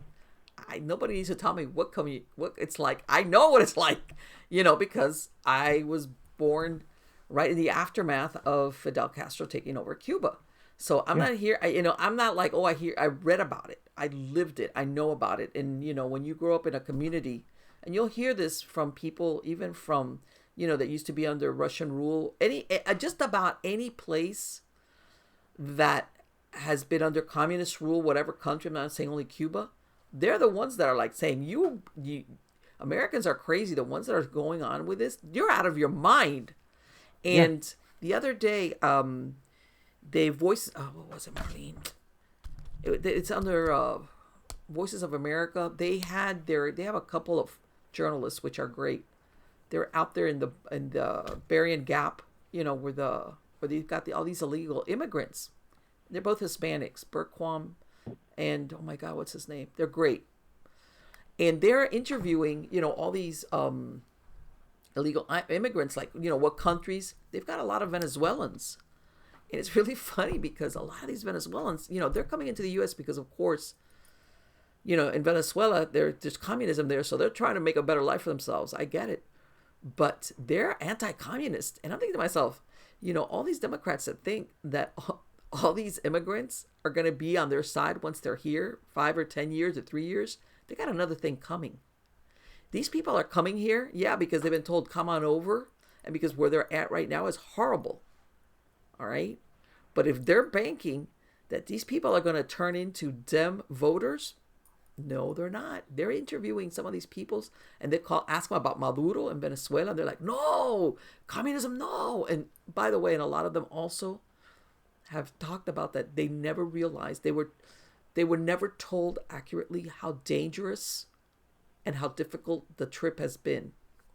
Okay, especially people that were coming with women and children. Right. Which is again blood on the hands of people that have encouraged this. I mean, I understand. I understand where if you live in a place or in a country where your options are limited or there's extreme poverty and you have zero chance of getting out of it, that's why the United States is the land of the free, home of the brave. If you're willing to bust your ass, you're going to get somewhere, or once upon a time anyway. I understand what motivates them, most of them. Not, I know some of them, they're criminals, but let's say the other people.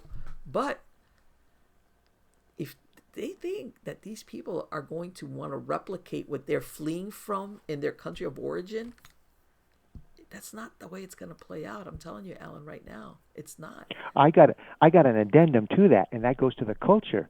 Okay. Now, you're Latina, and yes. I'm Latino. Uh-huh. And you bring these people on over, and when it comes to the homosexual agenda, no way, baby. No. And with the machismo, I mean, these people, you think that they're going to go along with what's going on with liberal Democrat, what's it called, rainbow type of stuff on over here? No.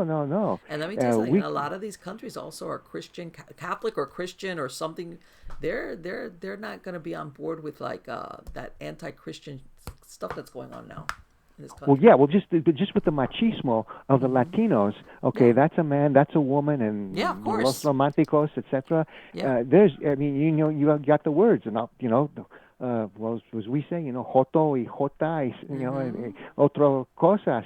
That is how you say a that goes right against the culture of all these people that are coming on in. So like what you said about, you think that they're going to go into a communist type of, rule again? No way. And you think that they're going to buy in to the, what's it called? I forget, the homosexual agenda, it's the rainbow agenda, whatever it's called there. No especially way. when they're targeting their children. Oh, yeah. Right. Yeah. You've got another thing coming. I mean, which by the way has nothing to do. All these cultures, whether there was poverty or anything, they love their children.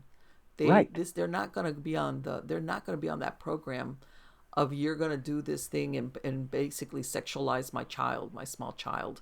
I grew up Hispanic, believe me. There's this thing. I'm not going to say things happen, but that's one of the things among Hispanics is they try to protect your children from early sexualization. They really do. This is this is not acceptable at all. The only ones I can think of here in the USA that are that way, that are not, how do you say, from that are European. You can say they're Latin to a degree, is that's going to be the Italians. But all the rest of them are the rest of WASP America, Jewish America. You do not know. And I'm talking because I'm a Latino, you're a Latina. They don't know our culture. No, they don't. And this is the thing. And this has nothing to do with educational or socio-economic. Like, again, you'll have it. And like, even in a lot of these countries, Catholicism, even if sometimes they even blend it, with their own cultural like mishmash of, sometimes they have their own cultural beliefs, but at the center of it, there's a Christian or Catholic belief system that if you're going to try to impose this, like, no, you can't, or what do you call it, atheistic, I'm telling you, that thing is not going to fly, because you're hearing about God and you have a portrait of the sacred Jesus. Like, I have Mary here. You can't see it, but I have here the face of the Virgin Mary by Botticelli. This is the norm in Hispanic households. Do you understand? Right. This is you grow up with this, all right. And even if your family is not every Sunday at church, but still this is part of your upbringing, and people are not going to let go of that because it's very intertwined in the culture in and of itself. Right. It's so when I hear this and I hear these stories and a lot of these people that are running away, if you think that if they trekked through the middle of the jungles and got raped and or killed or robbed or whatever, and they're going to come in here and 2 or 3 years down the line you're going to be telling them how to vote, they're not getting it. These people are not going to go along with that. I don't care how much they want to say Biden, yeah, thanks Biden, yeah, but 3 years from now when they're here and maybe they facilitated them getting a green card or whatever they're going to do for them to make them be able to vote, I'm telling you, it's not going to be the way they think it's going to go. I know there's a portion of them that, are rapists and criminals. I understand that.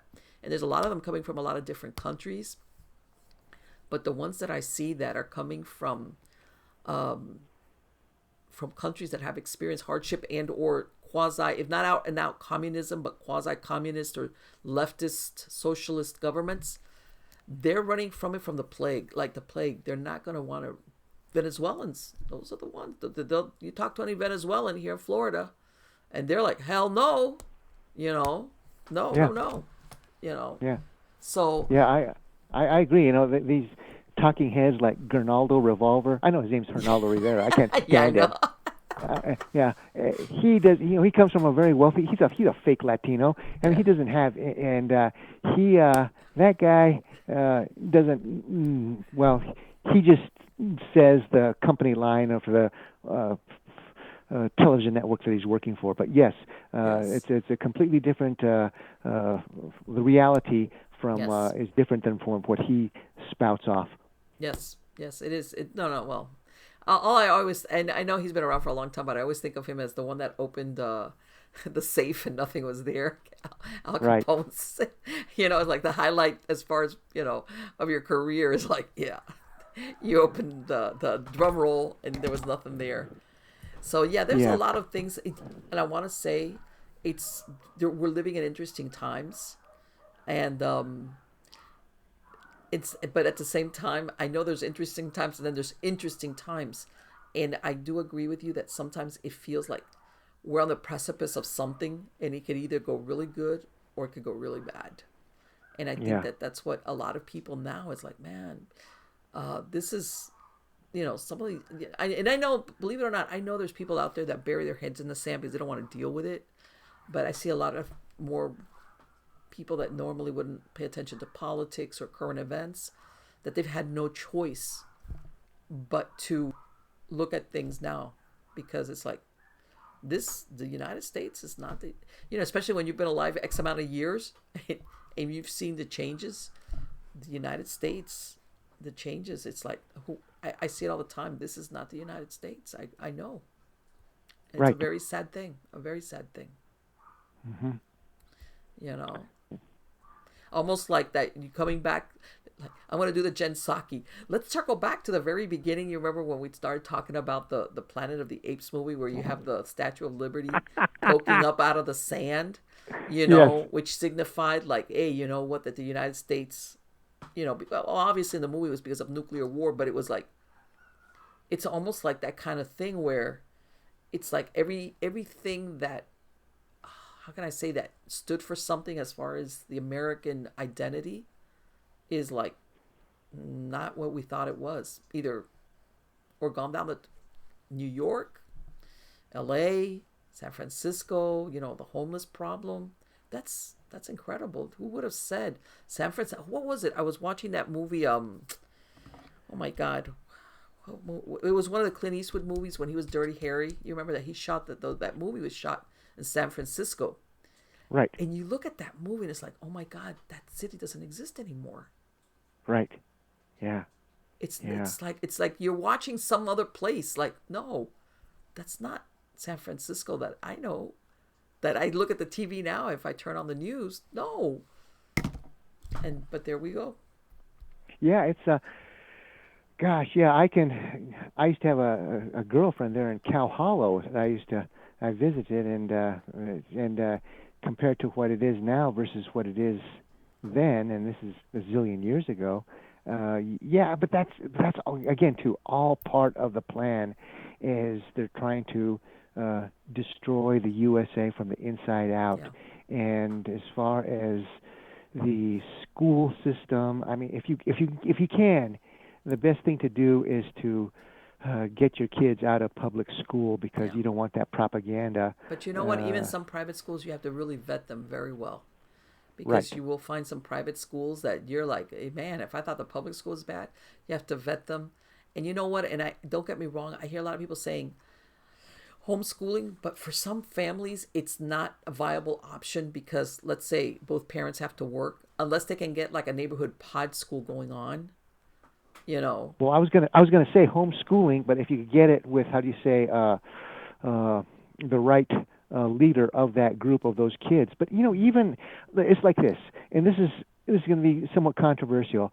Okay, after you're able to read and write and do mathematics, okay, third, fourth grade, uh, what else are you going to need after that? I mean, to me, the way that I look at school, and from what I remember, it was babysitting. Now, I never ever had to do any trigonometry or any of this kind of stuff Right. in adult life. What I wanted to know, and I had to learn the hard way, and I'm still learning, is about taxes and about Yeah. real estate and about Yeah. how things work. All this other type of stuff now, and the you know these books that I had to read were Boresville. What was it? Well, anyway, it doesn't matter. But the books. I could tell your teachers must have loved you. He's not paying attention, or he's just and you know what, I understand totally what you mean, as far as what, and I guess it depends also what direction you want to go in your life, but Well, I understand. if you want to, yeah. The thing about, unfortunately, because if you want to go to university or go to Sure. grad school, Yeah. then you got to go through the hoops to Mm-hmm. get the piece of paper at the end to become a doctor or to become an attorney. Sure. But the way that it's structured in such a way is that you're going to, well, you either got to come from money or you got to do it in such a way with your scores and with And your even then. yeah, yeah, but you got to do it in such a way that how you present yourself Mm-hmm. with your analysis of who you are and what you want to do for you to get picked to become a scholar. So they want a Sure. leftist to go on in here and Exactly. yeah. That's what I was gonna say. You could be the best pick if you were gonna do it on merit, which is the way it's supposed to be, by the way. But that's no guarantee. If you Yeah. don't check off certain things on the list, you're kissing goodbye, and that's another thing. But let me tell you something. I think that program Dirty Jobs with Mike Rowe. Let me tell you something. People should need to look at that because there's nowadays you go to some of these places and you have to wait extra long because they don't.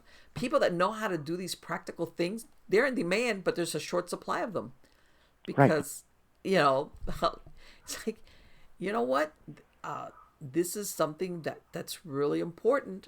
And once upon a time, there was a good portion of the population that knew how to do it, and now it's evaporated. Farming, other practical stuff, doesn't exist anymore. And I think it's to our detriment. Yeah, well, that's all still part of the plan. And for example, radicalization. Okay, for example, if you want to, and I'll get back to some of the. Uh, I'll go this far. Okay, for example, they're gonna black studies. They're going to say, "Oh, you got to read To Kill a Mockingbird." No, no, no, no. If you really want to do something, then you tell the kids to read Eldridge Cleaver's Soul on Ice. If you want to read something, you read about revolution. You read about not something soft. Read the hard stuff. Not All Quiet on the Western Front. There was read something of somebody who was really there. Eric Maria Remarque. He was rear echelon, and you can tell by the way that he wrote. And there's one book and I knew the guy, and he's dead now, and he came out with a book. Gosh, I'm going to say, well, anyway, it doesn't matter, but if you want to really get a good book about war, it was called Goodbye Darkness by William Manchester. Okay. And the stuff that you end up studying in high school, it has no application later on in adult life. Right. The only the best mathematics I ever had in high school was in the craps game in the boys' room. There I learned how to do multiplication and how to do adds and we're shooting dice in there, and that was a good way to learn math. And I thought to myself, if you did that in a classroom and you said, okay, here is Monopoly money, and this is the way you're gonna, I bet you're gonna get the worst student to be a whiz. Oh, sure. And you know what? Like I tell everybody, you don't remember how there was a times table, and I'm sure there's kids out there that if you tell them do long division, they'll be like, the what? Yeah. The what? But I'm saying, subtraction, addition, multiplication, and division, which was part of basic arithmetic. And and I know what you're saying as far as calculus and algebra and trigonometry and all that stuff. Like, and don't get me wrong, if you're going to be an engineer and this is going to be your life path, this is what I get it. That's like good for it, good. Right, right. Yeah, but that's how many people are going to do that. I mean, the rest is just minutia. Yeah. Yeah, exactly. Which is like but that's the thing that what does it call it? Calling the dumbing down of the population where. Everybody's just thinking like, oh, let me go get some Botox and become OnlyFans if you're a woman. And guys, it's stupid stuff, Right. But I mean, that's one of the things that they don't teach. You say, wow, this is the best game of all time. And to try to conquer this field that I'm in and make money doing it. Sure. And that I get to call my own shots. I don't have to be, subservient to some head of some studio or radio network. Exactly. And, we're finding out now with technology how you're under the thumb of a lot. But, once upon a time, entrepreneurship or the small business this is the way to go, all right? The small businessman, whether you had 2 employees, 10, 20, this is how America grew, when people that did this. And now they've put so many regulations and laws in place that basically they squash the small businessman or the entrepreneur who's trying to get, going. It's like, oh no, you got this license and that fee and you got to have this insurance, but you can't do that and this and that. It's like, they squash the entrepreneurial spirit because let's face it, entrepreneurship, or as far as a business, it's only going to thrive, let's say, in a society where people have disposable income, as in the United States. You see what I'm saying? Where right. If you're going to open a restaurant, if people don't have enough money, nobody's going to come into your restaurant, not because you don't have good food, it's because, hey, I don't even have money to go and buy a burger at your joint. But here in the United States, there's always been disposable income, so that, hey, you open up a little restaurant, you got people coming in. You have this, you have that. Hey, I want to have a lawnmower. Oh, I've got money to spend on. Hey, go mow my lawn because I got to work. There's disposable income floating in the economy, which is why people gravitate towards the United States or this type of society, because if you've got the wherewithal and, you're determined, I'm talking about somebody with nothing, like you said, not somebody that's got a silver spoon in their mouth. If you're willing to put in the time and the perseverance, chances are you're going to get. And again, a lot of immigrants find this out. They're hungry for the experience, for the opportunity, and that's how they grow. Like I saw this firsthand many times. Yeah, and the thing about that is, but you have to find a niche that is on the outside, because you say it's going to crush the businessman if you want to go the regular route. And one of the things too is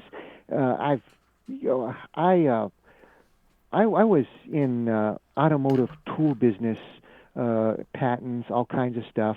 And I can tell you all kinds of horror stories about how the government, through made would crush the fabricators, the people in for automotive tool, be it like speed shops for Mm-hmm. what I was doing was the engine testing stands, etc., the mother load, on and on. So in other words, in the end, you have to fly your flag with a Chinese company Sure. because these other corporations aren't going to buy from you because of cost of shipping I was and going they to say want the slave labor. pricing. The pricing. Yeah. So and again too, it's they always talk about the uneven playing field because you are competing against slave labor in China with the Sure. Uyghurs. So and the Uyghurs, those are, and I'm always surprised about that. Nobody talks about those Mohammedans, and they're Yeah. basically slaves on over. Well, Yeah. they are slaves, and they're providing labor for the Chinese dragon. Now, Yeah. getting back to what the school system here too Mm-hmm. is everything that I learned, high school, junior high, or going to seminars or books that I read about capitalism. It's nonsense. Um, People that write these books have never done their own Yes. business, Yes. and there's one guy. His name was what, Gato, like the or Gato, I guess, but he's pronounced Gato. He Mm-hmm. was a school teacher in New York. He had the right idea about education, and gosh, who else with capitalism? I really can't think of too many people. In other words, all this stuff about you know well, I won't even go into it. It's nonsense. All it is you've got to be in a place where there's, like you say, disposable income. You've got to provide a damn good service, be it Mm-hmm. the best, how do you say, plumber, the best floor cleaner, the best Sure. tour guide, the best paranormal person, whatever it is, and people will come to you because that's the way Americans are. They'll pay Yeah. for the best, be it a Cadillac or a Continental, Sure. etc. Exactly. And for our leaders that have never ever been in business, started their own businesses, and I've done a lot of businesses, is that you they'll say, no, we can whip this into Iraq. We can whip this into Vietnam. These Right. people, they don't have, they're dirt poor. It can't happen. And Yeah. in other words, capitalism here in the USA, like Thomas Jefferson said about our government, is a very rare flower. But it's only going to work here in the USA because of how the system is set up and how they're trying to. Right now, they're trying to kill that system. Oh, sure. And this is, and I know I'm going to sound naive again, but you look at these people that they have millions and millions and millions of dollars. And I think how much, and by the way, some of them are older. Like, hey, I know you, pretty soon you're going to be pushing up daisies. How much money do you need?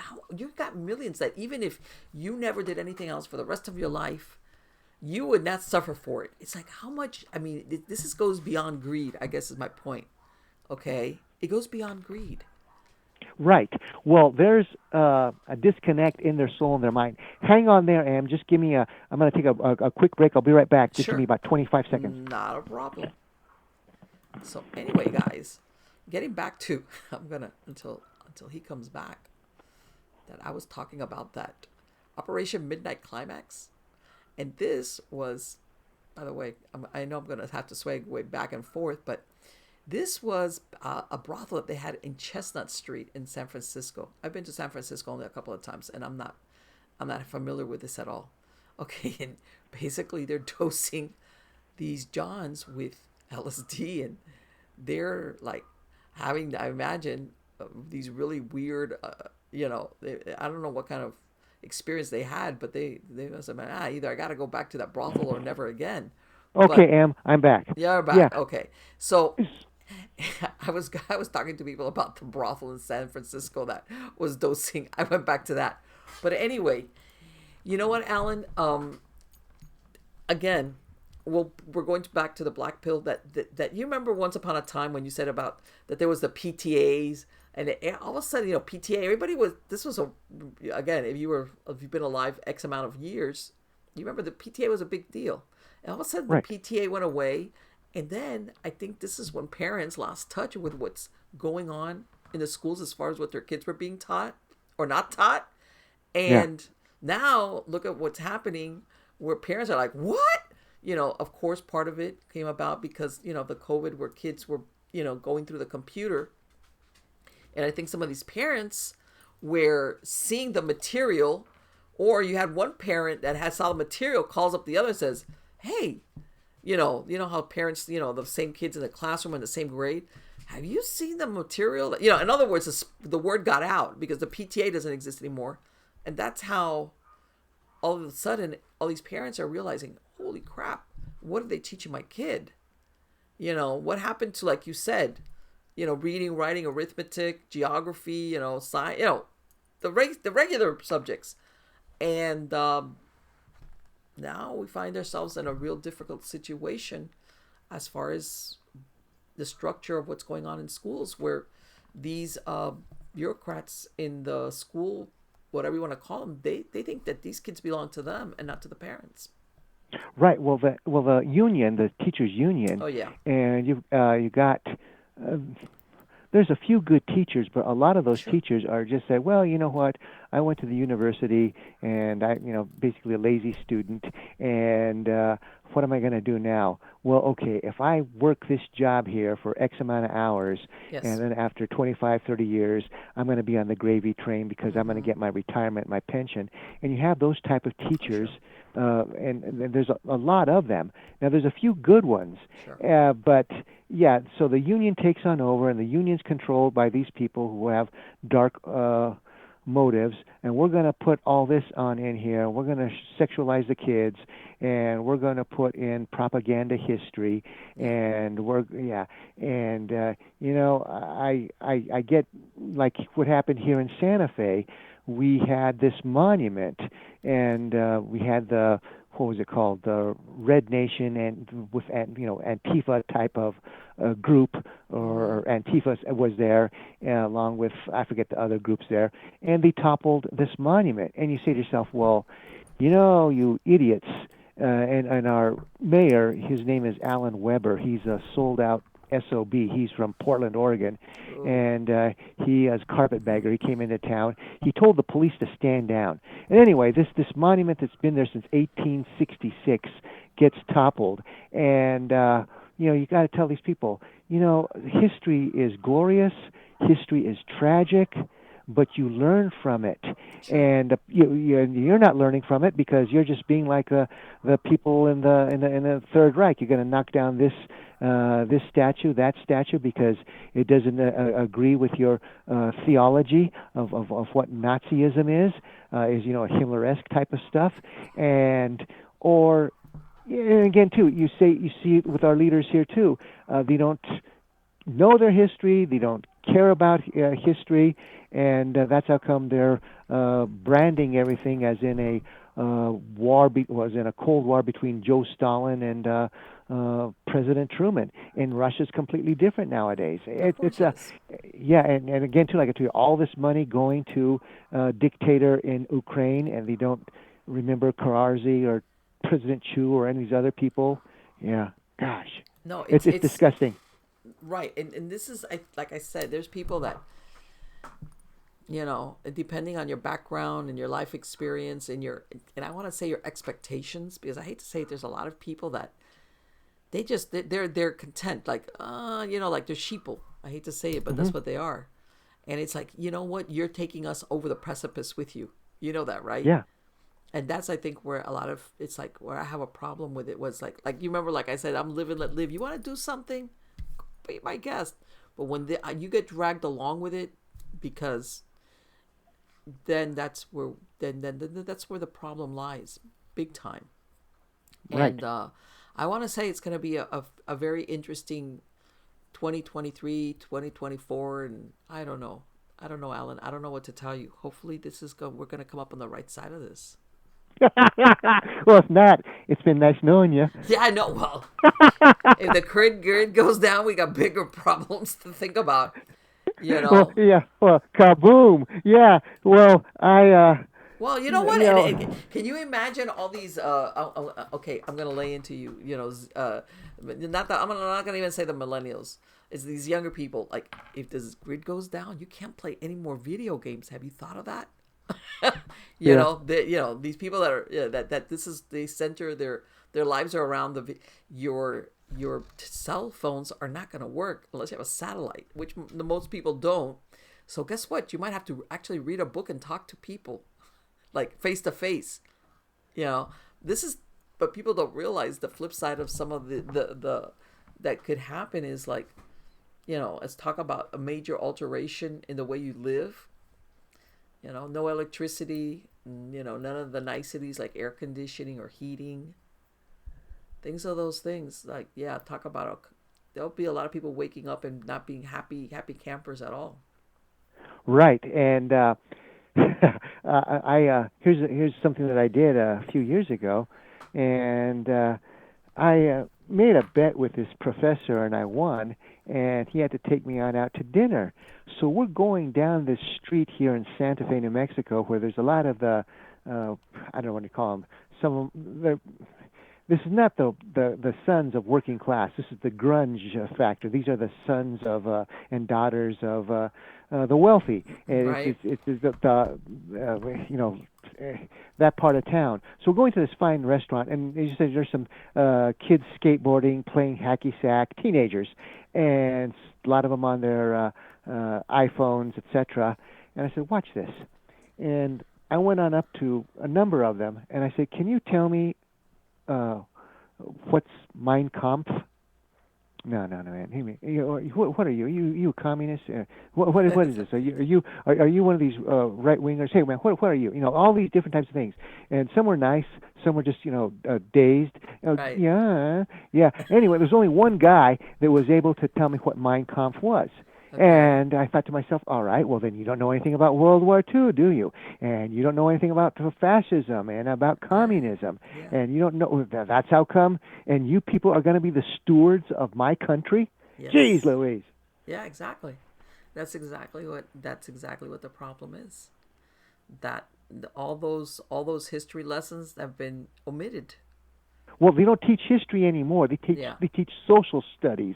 Yeah. And if they would, there was this one book that it was one of the few good books that you'd have to read, and it was translated from Latin, and it was called Caesar's Commentaries, and it's about Julius Caesar in Gaul, that's modern day France, Right. and about how he was able to conquer the different Yes. tribal kingdoms of Mm-hmm. Gaul, Battle of Alesia, all that kind of stuff. And by the way, there is a Pacheco in that. Really? Yes, well, under the Latin name, well, it'd be spelled Pacheco, but it's Pacheco. You translate it on out. Mm-hmm. Anyway, he was one of the Roman that was mentioned for bravery. Anyway, the thing about this is you see about how this guy Julius Caesar was able to play the geography against his enemies and Mm-hmm. use all these other kinds of things that apply to modern warfare.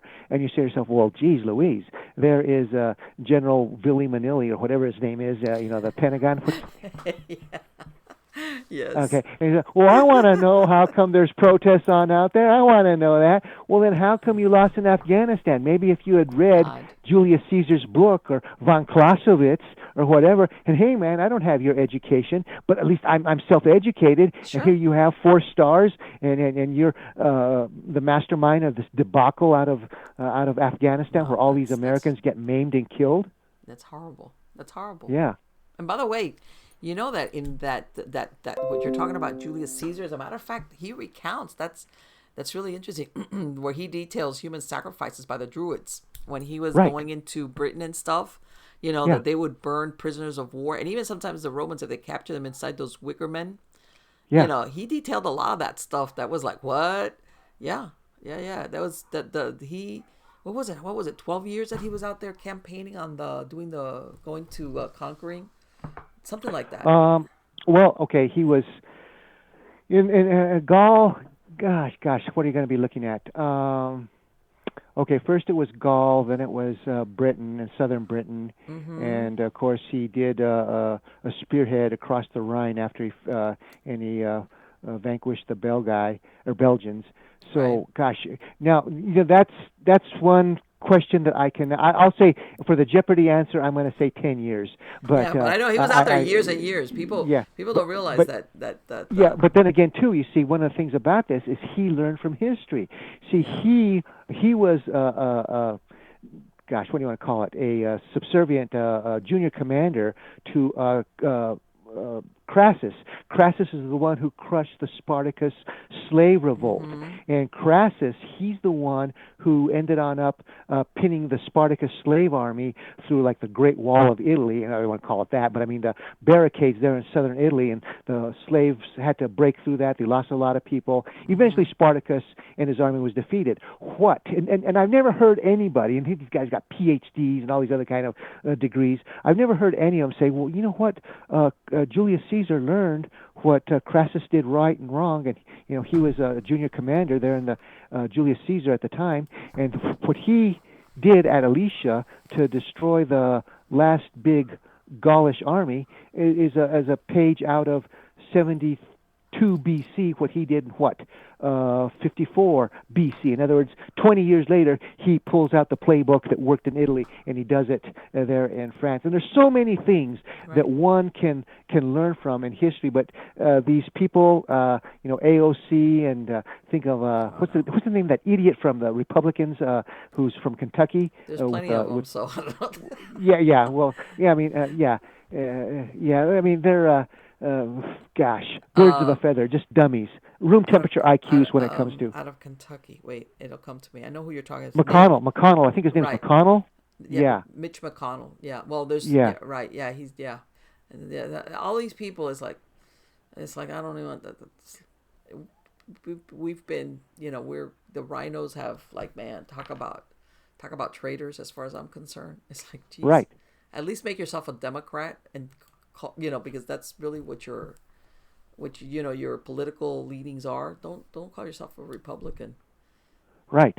No, they're an oligarchy. They're these people in Washington D.C. They've sold themselves. They're like I used to be a big fan of Winston Cup NASCAR racing. This is back in the days of Richard Petty. Before that, Lee Petty, Cale Yarborough. Anyway, the race car drivers, they used to wear their fireproof uniforms, and this got going from the late '60s onwards, and now it's just really something. I mean, they have all these patches: Goodyear, Firestone, Pennzoil, Joe's Restaurant, etc., all sewn onto their uniforms. They're And I thought to myself, well, that's what they ought to do in Washington, D.C. Have all these placards These are my on. sponsors. Yes, they helped me win the election, so I'm going to be for Union Carbide. Union Carbide. I owe them. So so now I got my position. I got to go back and make and then I'm hoping that which is what they talk about, that once I'm done with whatever I am, a senator, whatever, I got to make sure that company I'm going to go work for as a consultant or whatever. Yeah. Or I'm going to be on their board of directors. I got to be good for them, because so when I'm done here, I can jump and skip over there and get a position in that company. So I'm never going to get them angry either. So in other words, the last on the totem pole as far as, how can I say it, loyalty is towards the American people, which are your constituents that put you in that position. That's why people are going like, hey, especially after, they're on the campaign trail and they make all these promises. And then once they're there, everybody's like, hey, you said, hey, you promised. And it's like, yeah, sure. Yeah. And right.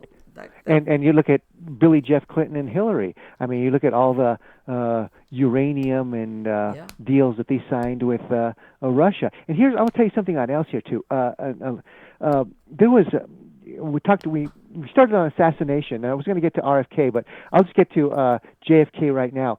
After JFK was assassinated, they put this commission together called the Warren Commission to see what really happened there. And all it is it's like Bujalowski's book, but it's like 12 volumes. Yeah, because they did what was expected. It's like they had to do something. Yeah, so it's science fiction that's the lone gunman, the magic bullet changes direction in air and is able to inflict all these injuries at different yeah, it's just pure nonsense. Anyway, uh, so you had the main man who had to sign off on this to authorize it that it's rubber stamped and it's truth. That was an unknown senator from Michigan, and his name was Gerald Ford, one of the most Mm, boringest, yeah, dumbest senators. But I mean, he wanted power. yeah, When it came to power and lust for it, he was miles ahead of anybody on else. But I mean, as intellectual firepower, he wasn't there. So he says, "Okay, uh, I will sign on this, and here's my deal. You make me president." Now, I cannot prove this as far as videotape or anything, but just go with me on this. Here's right, this guy who has no personality. He signs off on the science fiction. Everybody says, "Oh, that's the truth." The Warren Commission. Now it's been, nowadays they say, "Okay, okay, it's fantasy," but at the time, 60s, 70s, 80s, it was legit, sure. and so he ends on up becoming vice president to Richard Nixon because Spiro Agnew gets rubbed on out by way of legalese. So Mm-hmm. Nixon has to go and take this guy because the power brokers inside the Republican Party say you have to have this Gerald Ford as your VP. And then you know what happens to Sure. Richard Nixon, a big Yep. storm in a teacup, nothing compared to what's going on Oh with the God, war in no. She's Ukraine like, or yeah, or Contra, all this kind of stuff. yeah, of Anyway, course. so he gets taken on out, and then Gerald Ford becomes president. So in other words, like you said, okay, they have their loyalty is to themselves and to their handlers, and it's going to be very rare for you to find an American patriot that is running for an office, and then even rarer that he does not get bent when he is in office Wow. and sold on out. You know what? And it's a sad thing, but I think that even the best possible people that could hold the office, and they're looking at this and go, I don't need the grief. I love my country, and I think I do a good job, but holy crap. I can't, even if I wanted to do this, I can't subject my family to this, Hmm. and I don't blame them. Don't get me wrong. And I think that a lot of what's been happening is a big psyop also on any potential people that want to enter the arena and go up against any of these alphabet agencies. They're basically, it's a psyop telling anybody who looks at this going, don't do it, because guess what? We can do anything we want to anybody, including you.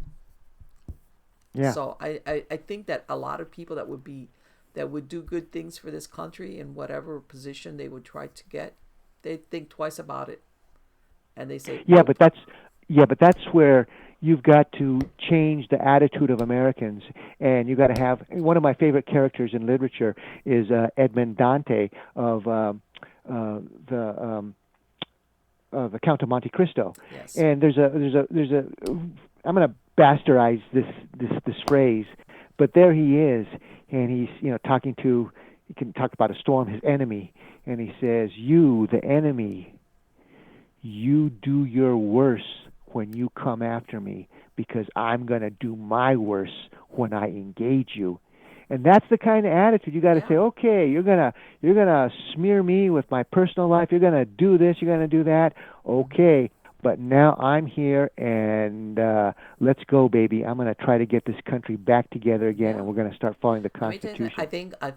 I think the majority of Americans will follow which is I think what everybody's hungry for is, you know, it's like once upon a time where whatever your political beliefs were, everybody was like, "Hey, I'm going to respect your political beliefs or whatever your beliefs are, whatever, and as long as you respect mine because that's the way, like you said, the Constitution, freedom of religion, freedom of speech, all those things, whether it's even if I don't like what you're saying, I do believe that you have the right to say it. How's that?"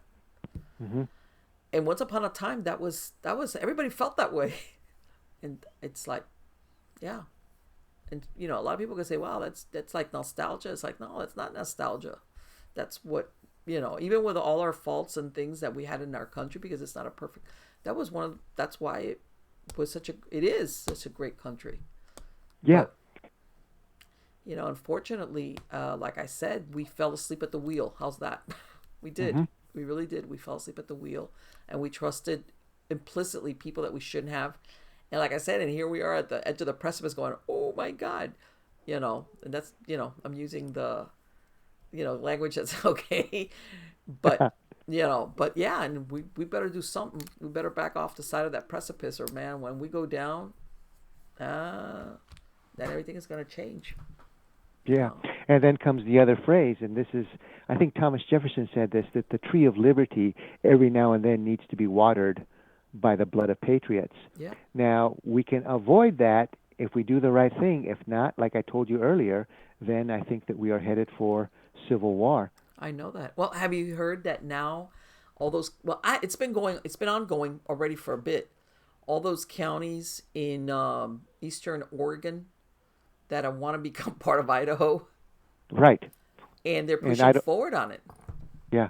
And I don't blame them. Yeah. The thing about that is that you have, in essence, and I I didn't see this happening, but you have the West Coast and East Coast, for lack of better words, money elite that control these major cities, and you Mm-hmm. got the people that are living like the Romans would say on the dole, bred in circuses, Right. and the control things and things that if you want to be independent, want to be entrepreneur, you want to have family values, that's not the place for you.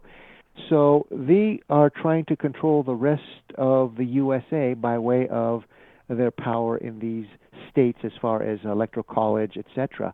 And well, we'll see what's going to happen. But California's having a big exodus because of the economy and because of all the crime and the illegals coming into the country. Well, have you heard what's happening with the illegalized marijuana industry in California? That's another one No, that. no, no. I that one. What's going Well, on with what's the reefer happened people? was, that remember once upon a time, a lot of these marijuana growers, they were the ones that were thinking, well, if we legalize the pot, the marijuana industry, and it got done. And everybody's thinking we're going to make money, from people that grow it, the distributors, to the people that opened up these storefronts. But what's happening is that California has imposed so many fees and taxes and everything on these people. Let's say the people at the retailers. How's that? The Okay. ones that have the dispensaries, that they can't make money. So what happens is they can't pay their bills. So everybody behind them, including the guys, the growers, nobody's paying their bills. How's that? Hmm. Because these dispensaries are closing them. Tons of them are closing because they just can't stay open because they're being crushed by all the licensing and all the things that the government has. You legalized it, so guess what? You opened the door so that you want to keep your doors open. Well, we need a fee for this and a fee for that and that and this and that. And I don't know what the taxation is on it, but again, and the guy on the corner selling you that's back in, you know. Yeah. So the underground reefer economy is back on in, huh? Right. And everybody that was thinking, hey, it's going to be legal and we could go into these, dispensaries and you can pick whatever flavor or smell or whatever you want. No, because they're basically, now that they're legit or legal, they're subject to the whims of the state. And there you go. Yeah. So yeah, there's a Again. bunch of dispensaries in California going under as we speak. Yeah. And guess what? All those, if the guy at the bottom can't pay his bills, every goes back, nobody's paying their bills, and well, you're not paying your bill, so I'm not gonna send you any more pot to sell because you haven't paid your last bill, and it's like becomes a vicious circle. Yeah. And it's amazing, isn't it, that you have Silicon Valley with these zillionaires, and then you have all these homeless, mentally ill, drug people, Oh boy. and right next to it. Let me tell you something. I cannot imagine who in their right mind is paying, from what I understand, are still really high rentals in San Francisco. I would be like, I can't stay here. I would never, and pay this money, what, to walk on my doorstep and step on human feces? I don't think so. Or Yeah. get attacked From what I understand, the break-ins of vehicles, that's horrendous. You know, who's going to want to live like that? I can't understand that. I really can't. I cannot understand that. You know, crime and all that stuff. It's like, who? I mean, how stupid do you have to be that this is tolerable for you? I feel that those are the people that I don't understand what, you know, even if whatever you have money or you think that this is the way, I don't know, like, oh, take care of the homeless. You understand these people are mentally ill and they need help. They don't need to be living in a tent, you know. Yeah. They don't. You might think you're doing them a favor, but you're not. These people are in desperate need of help. And God knows, and this is another thing, I'm going to go real, when this thing, you remember when they were insisting on everybody, hey, you got to wear your mask in California. Did you ever see anybody going to any of those homeless camps asking them why they weren't wearing their masks? No, I didn't. And here's something else here too. With all the illegals coming across, they're not wearing their masks. And so, No. oh, okay, But yeah, you know, when they were locking down everybody and there yeah, was, depending on what state you were in, you could get in trouble or kicked out or you yeah, know, tackled by the Walmart greeter because you weren't wearing a mask. It's like nobody ever went to those encampments out in Skid Row yeah, and said, "Hey, why aren't you wearing your mask?" Why? Because they probably would have gotten attacked. Nobody did. yeah. I never saw no news agency or anybody going out there and going, "Hey, there's swaths of homeless out here running around." Besides the fact that they're maybe unwashed or living to begin with in, you know, kind of like unhealthy ways. None of them have their masks. Nobody. They didn't. They made it believe like that didn't exist. Yeah. So it's like so much for that enforcement thing. So yeah, very hypocritical. Very. Anyway, Alan, I could keep talking and talking and talking and talking and talking to you, and because you're so interesting. But again, for Yeah, how. and I drink Dos Equis beer, huh? The most interesting man in the world commercial. Remember Oh that? God, you know what? I hate that they got that was such a, you know what? I think that was such a great advertising ploy. I loved it. You know when they develop these characters for their Yeah, advertising, that all of a sudden the characters take on a life of their own. yeah, And that was such a great, you know, the guy, it was a great, you know, you looked at those commercials and it's like, hey, you know, especially men, which I know, you know, most of the beer commercials are geared towards men. It's like, I want to be the most interesting man in the world kind of deal, you know? So, and yeah, they got rid of it. It's like, why would you do that? Well, I heard that Jonathan Goldman, who, Right, who's the gosh, guy? that's a role of a lifetime, and he did it to perfection. They thought, well, he's already in his 70s, so we better cut Age. it now because he's been doing this for 6 years, etc. And let's quit at his height. So they did that, and you know the thing about that is they kind of blew it with the Mayhem commercial because they're not as funny as what they used to be. So they should have cut it with Dean Winters a few years ago because now it's passé.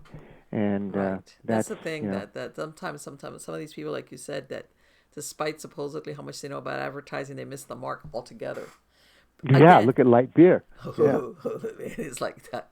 It, it's like who, you know what, when you look at stuff like that, and I'm glad you pointed that. I'm going to say this real quick. You know, sometimes we see these big companies, they're multi-billionaire, you know, they're that you think these people have the pockets to hire the best advertising agencies, the best you know, people that look at the market trends, you know, like what's out there, you know, you think these people can pay for the best as far as like what do we got to do to appeal to who's out there, and they flub it. It's like, what happened? Don't you guys have tons and tons? You should have a budget that before you would make a decision, you would be doing your research and saying, look, this is what we're, and they blew it, man. Blew it is not the word for it. I mean, that's kind of, I'm sure that at some point there's going to be lectures or, you know, classes on advertising, and they're going to be using this as not what not to do. Well, if it was the right business class, and there's very few of them, they Yeah, would use that as the sure. example of the no-no. But Yeah, I saw the girl who came on up with that. What was she yeah, from? What was she from? Ivy League school? I think it was Harvard or whatever it was. You know, yeah, no, Harvard. yeah. She wants to get rid And of the frat she, boy yeah, mentality. and she was saying that we've got to open on up our market to other people. We just destroyed. Now, I remember, I used to like Bud Light, and I remember and I don't want to have anything to do with it now. I mean, I thought to myself, gosh, you really insulted me with that. And Yeah. I used to like the old commercials from the 1970s of Bud Light, where you'd have Mickey Spillane and say, "Hey, doll, what are you doing in a Sure. commercial like this?" Billy Martin in it and all Okay. this. The Yeah, truth is, I'm not a beer drinker. I've never liked beer, but there's women like beer. But let's face it, it is what it is. It's beer is a man's drink kind of thing. And frat yeah, boys, men are frat boys of different ages when it comes to stuff like that. My point is that it's like, you remember how when the Super Bowl came around, one of the big thing was the Bud Light commercials. That was one of some of the people would just watch it because they were great. They were really interesting. They were off the wall, and they would save it just to release it on the Super Bowl weekend or the Super Bowl day. And it was okay. like, what happened? You guys had all this great innovative advertising that people were like, man, that Bud Light, that Budweiser commercial was great. And it is like, what? You know, again, it's like Harry Kari for a business. I've never seen that before. And I don't care how many times you pull out the Clydesdale, that's it. The poop, you can't take that. The stink of that poop is not coming off. No Right. matter Yeah. how many times you have the horse running through the countryside, it's not going to work. Yeah. Oh, yeah. I have to tell you something here too. I mean, this goes back to what 79, 80. I was a big fan of Jack in the Box, and Okay. Jack in the Box was a like a McDonald's type of place, and back then back then the fast food was more healthier. It wasn't synthetic like it is now. Right. Yeah. Anyway, but they used to have this, you know, spring character coming out of the box. That was Jack in the Box. Okay. So some moron ended on up saying, "Well, we got to change our logo, and we'll just have the name or." Change the name a little bit, JB or whatever, and they were having these commercials of the blowing on up the Jack in the Box with dynamite, and this stuff. Well, you know what? That's not as bad as what happened with Bud Light, but yeah, Let me tell you something. no Haven't more you Jack in the seen? Box with me. I'm gonna use. I don't care. When you're old enough as me and Alan are, we can say this because we've been around and we've seen different versions.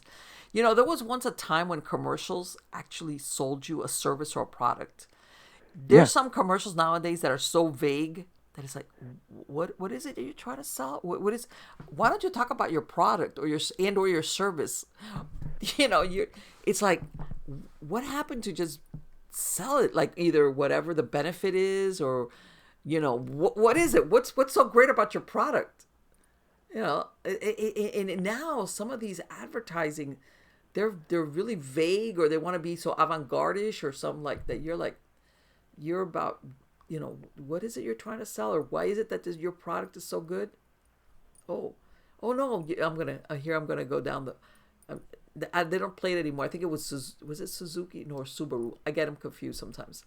Where the couple pick up a blind guy that takes them out to the cliffs to see the whales, and I'm like, okay, and this means your car is good because dot dot dot, fill in the blank. Why?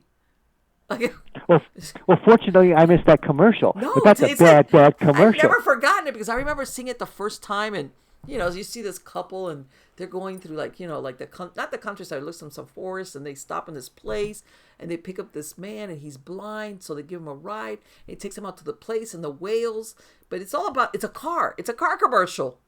Yeah, So you're looking at it and you're thinking, what did I miss here? Like, okay, this is has and like I tell whenever I hear a commercial start off with sappy music, it's like, oh, this is all downhill from here.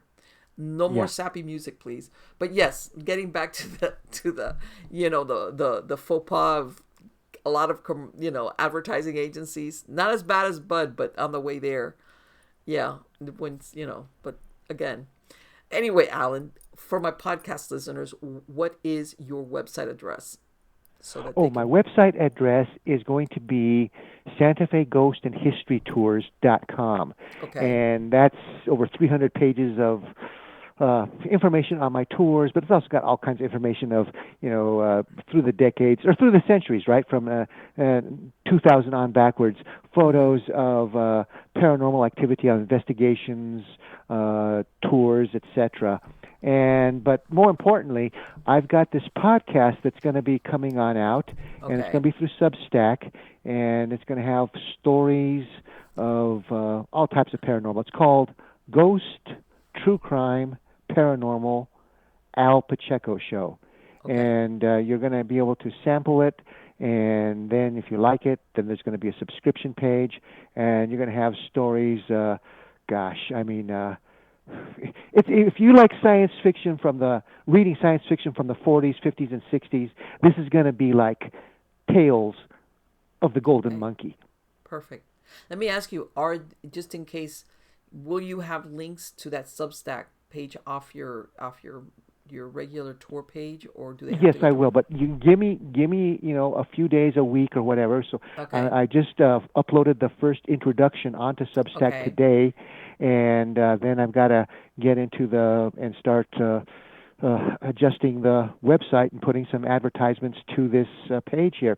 And of Sure. course, I'm going to be adding more stories to the files to the library here, Okay. and yeah, so it's going to be ghost stories, UFO stories of investigations. I'm even throwing some stories of when my tour ran into some paranormal energy or the paranormal energy ran into us. So it's going to be eclectic, Okay. and I'm going to always be adding to it. So there you go. Fantastic. Thank you. It has been so wonderful to speak to you. And we Likewise. we got to keep in touch, and you got to let me know when you're there with on the Substack. So I'm going to have a link to your to because to your regular website, the tour website, so that people can go there at least, and that's a jumping off point for either one or the other. Right. Okay. And but I'll be following up with you. But it has been wonderful Okay. to speak to you. Always a pleasure with you, my dear. Take care. Bye bye. Okay. Bye bye, Em. Bye. Bye. Okay. Here we go. It's been a long show, but let me tell you something. Time flew by when you're having fun, and I was having fun. I was having a great time because I love speaking to Allan because some of the stuff he comes up with, and he's got. I mean, obviously, like because yes, he's been a tour guide and he knows a lot of Santa Fe history, and because when this is the place but he's also got this other lot of life experiences. That's how. Let me tell you, for all those people making fun of the boomers, man, let me tell you something. Boomers bring a lot to the table, by the way. All right, it's called life experience, and this is not something you read about. This is something like actual experience, and it's fascinating. Again, I'm going to have a link to his website, and he's been doing those tours for a long time. And like again, I've gone on tours where the person that does the tour makes it or breaks it, whether it's a ghost tour, historical tour, it just because they know stuff that, man, I never heard of that. In other words, this is not the run of the mill stuff that you hear in all the shows. Or this is like stuff like this guy knows his stuff, or I'm hearing stuff I've never heard about, or stories about a certain place, or myths, things like that. That's really what makes or breaks a lot of these tours. And believe me, I've been on great ones, and I've been on some that it's like, oh my god, you know. And no, he's a master of his craft. Believe me. Again, I thoroughly enjoyed it. I don't know there's nothing else for me to add because it's been super enjoyable, and I know we went all over the map with stories. I mean, let's face it. I don't think there's any stone that we left unturned. But anyway, I do have a lot of wonderful guests scheduled to come on Stories of the Supernatural. So come back again, sign up for the newsletter, MiamiGhostChronicles.com or mpellicer.com. I have links there again, not only to the video versions, which are on different, besides YouTube, I'm on Roku through Rumble, I'm on Cloud Hub, I'm on a bunch of stuff, and also links to the podcast version of the shows. And like I say again, if you want to listen to them without commercial interruption, you can listen on your browser, download the MP3 file, or if not, I've got links to the all the major podcast platforms. I'm on all of them. All right. And sometimes the shows are staggered, depends, a week, 10 days, maybe 2 weeks, depending. But and then later on the video version comes out. So Again, guys, thank you for being part of my audience. Please come back. Like I said, I got a lot of great show, a lot of interesting guests talking about all the weird stuff. The reason, and I want to say this again, I've said it in other shows, and I know in this episode, we talked a lot about current events, and I know that some of the stuff is distressing, for whatever, for different reasons, whatever's going on in your life or whatever, you know. And, sometimes it's good to just hang out and listen to podcasts, or in this case watch videos, whether we're talking about Bigfoot or Sasquatch or ghosts or whatever, conspiracy theories or stuff like what we were talking about, where it's like you just pull yourself away maybe from reality. By this I mean reality. We have to face reality. I'm not one of these people, but sometimes the best way is that you need to pull back and refresh your mind and listen to a couple of people like me and Allan Pacheco trying to fix the world, and either saying those two are kooks, or oh, they're funny, or man, they got a point, oh, I'd never heard of that, to come back and deal with whatever the reality of your life is, because it's a day-to-day grind. When we look at history, we see the overlay, the from the bird's eye view, we see, oh, this happened in this year, or this happened in this decade. Let's say what we were talking about, like the 1960s and things like that. And, we could look at it as what was happening in that decade. But in reality, we as individuals live our lives on a day-to-day basis. Okay, our life is not, it's glossed over, yes, sometimes, but we're the ones that have to deal with whatever is happening to us or with us or around us on a day-to-day basis.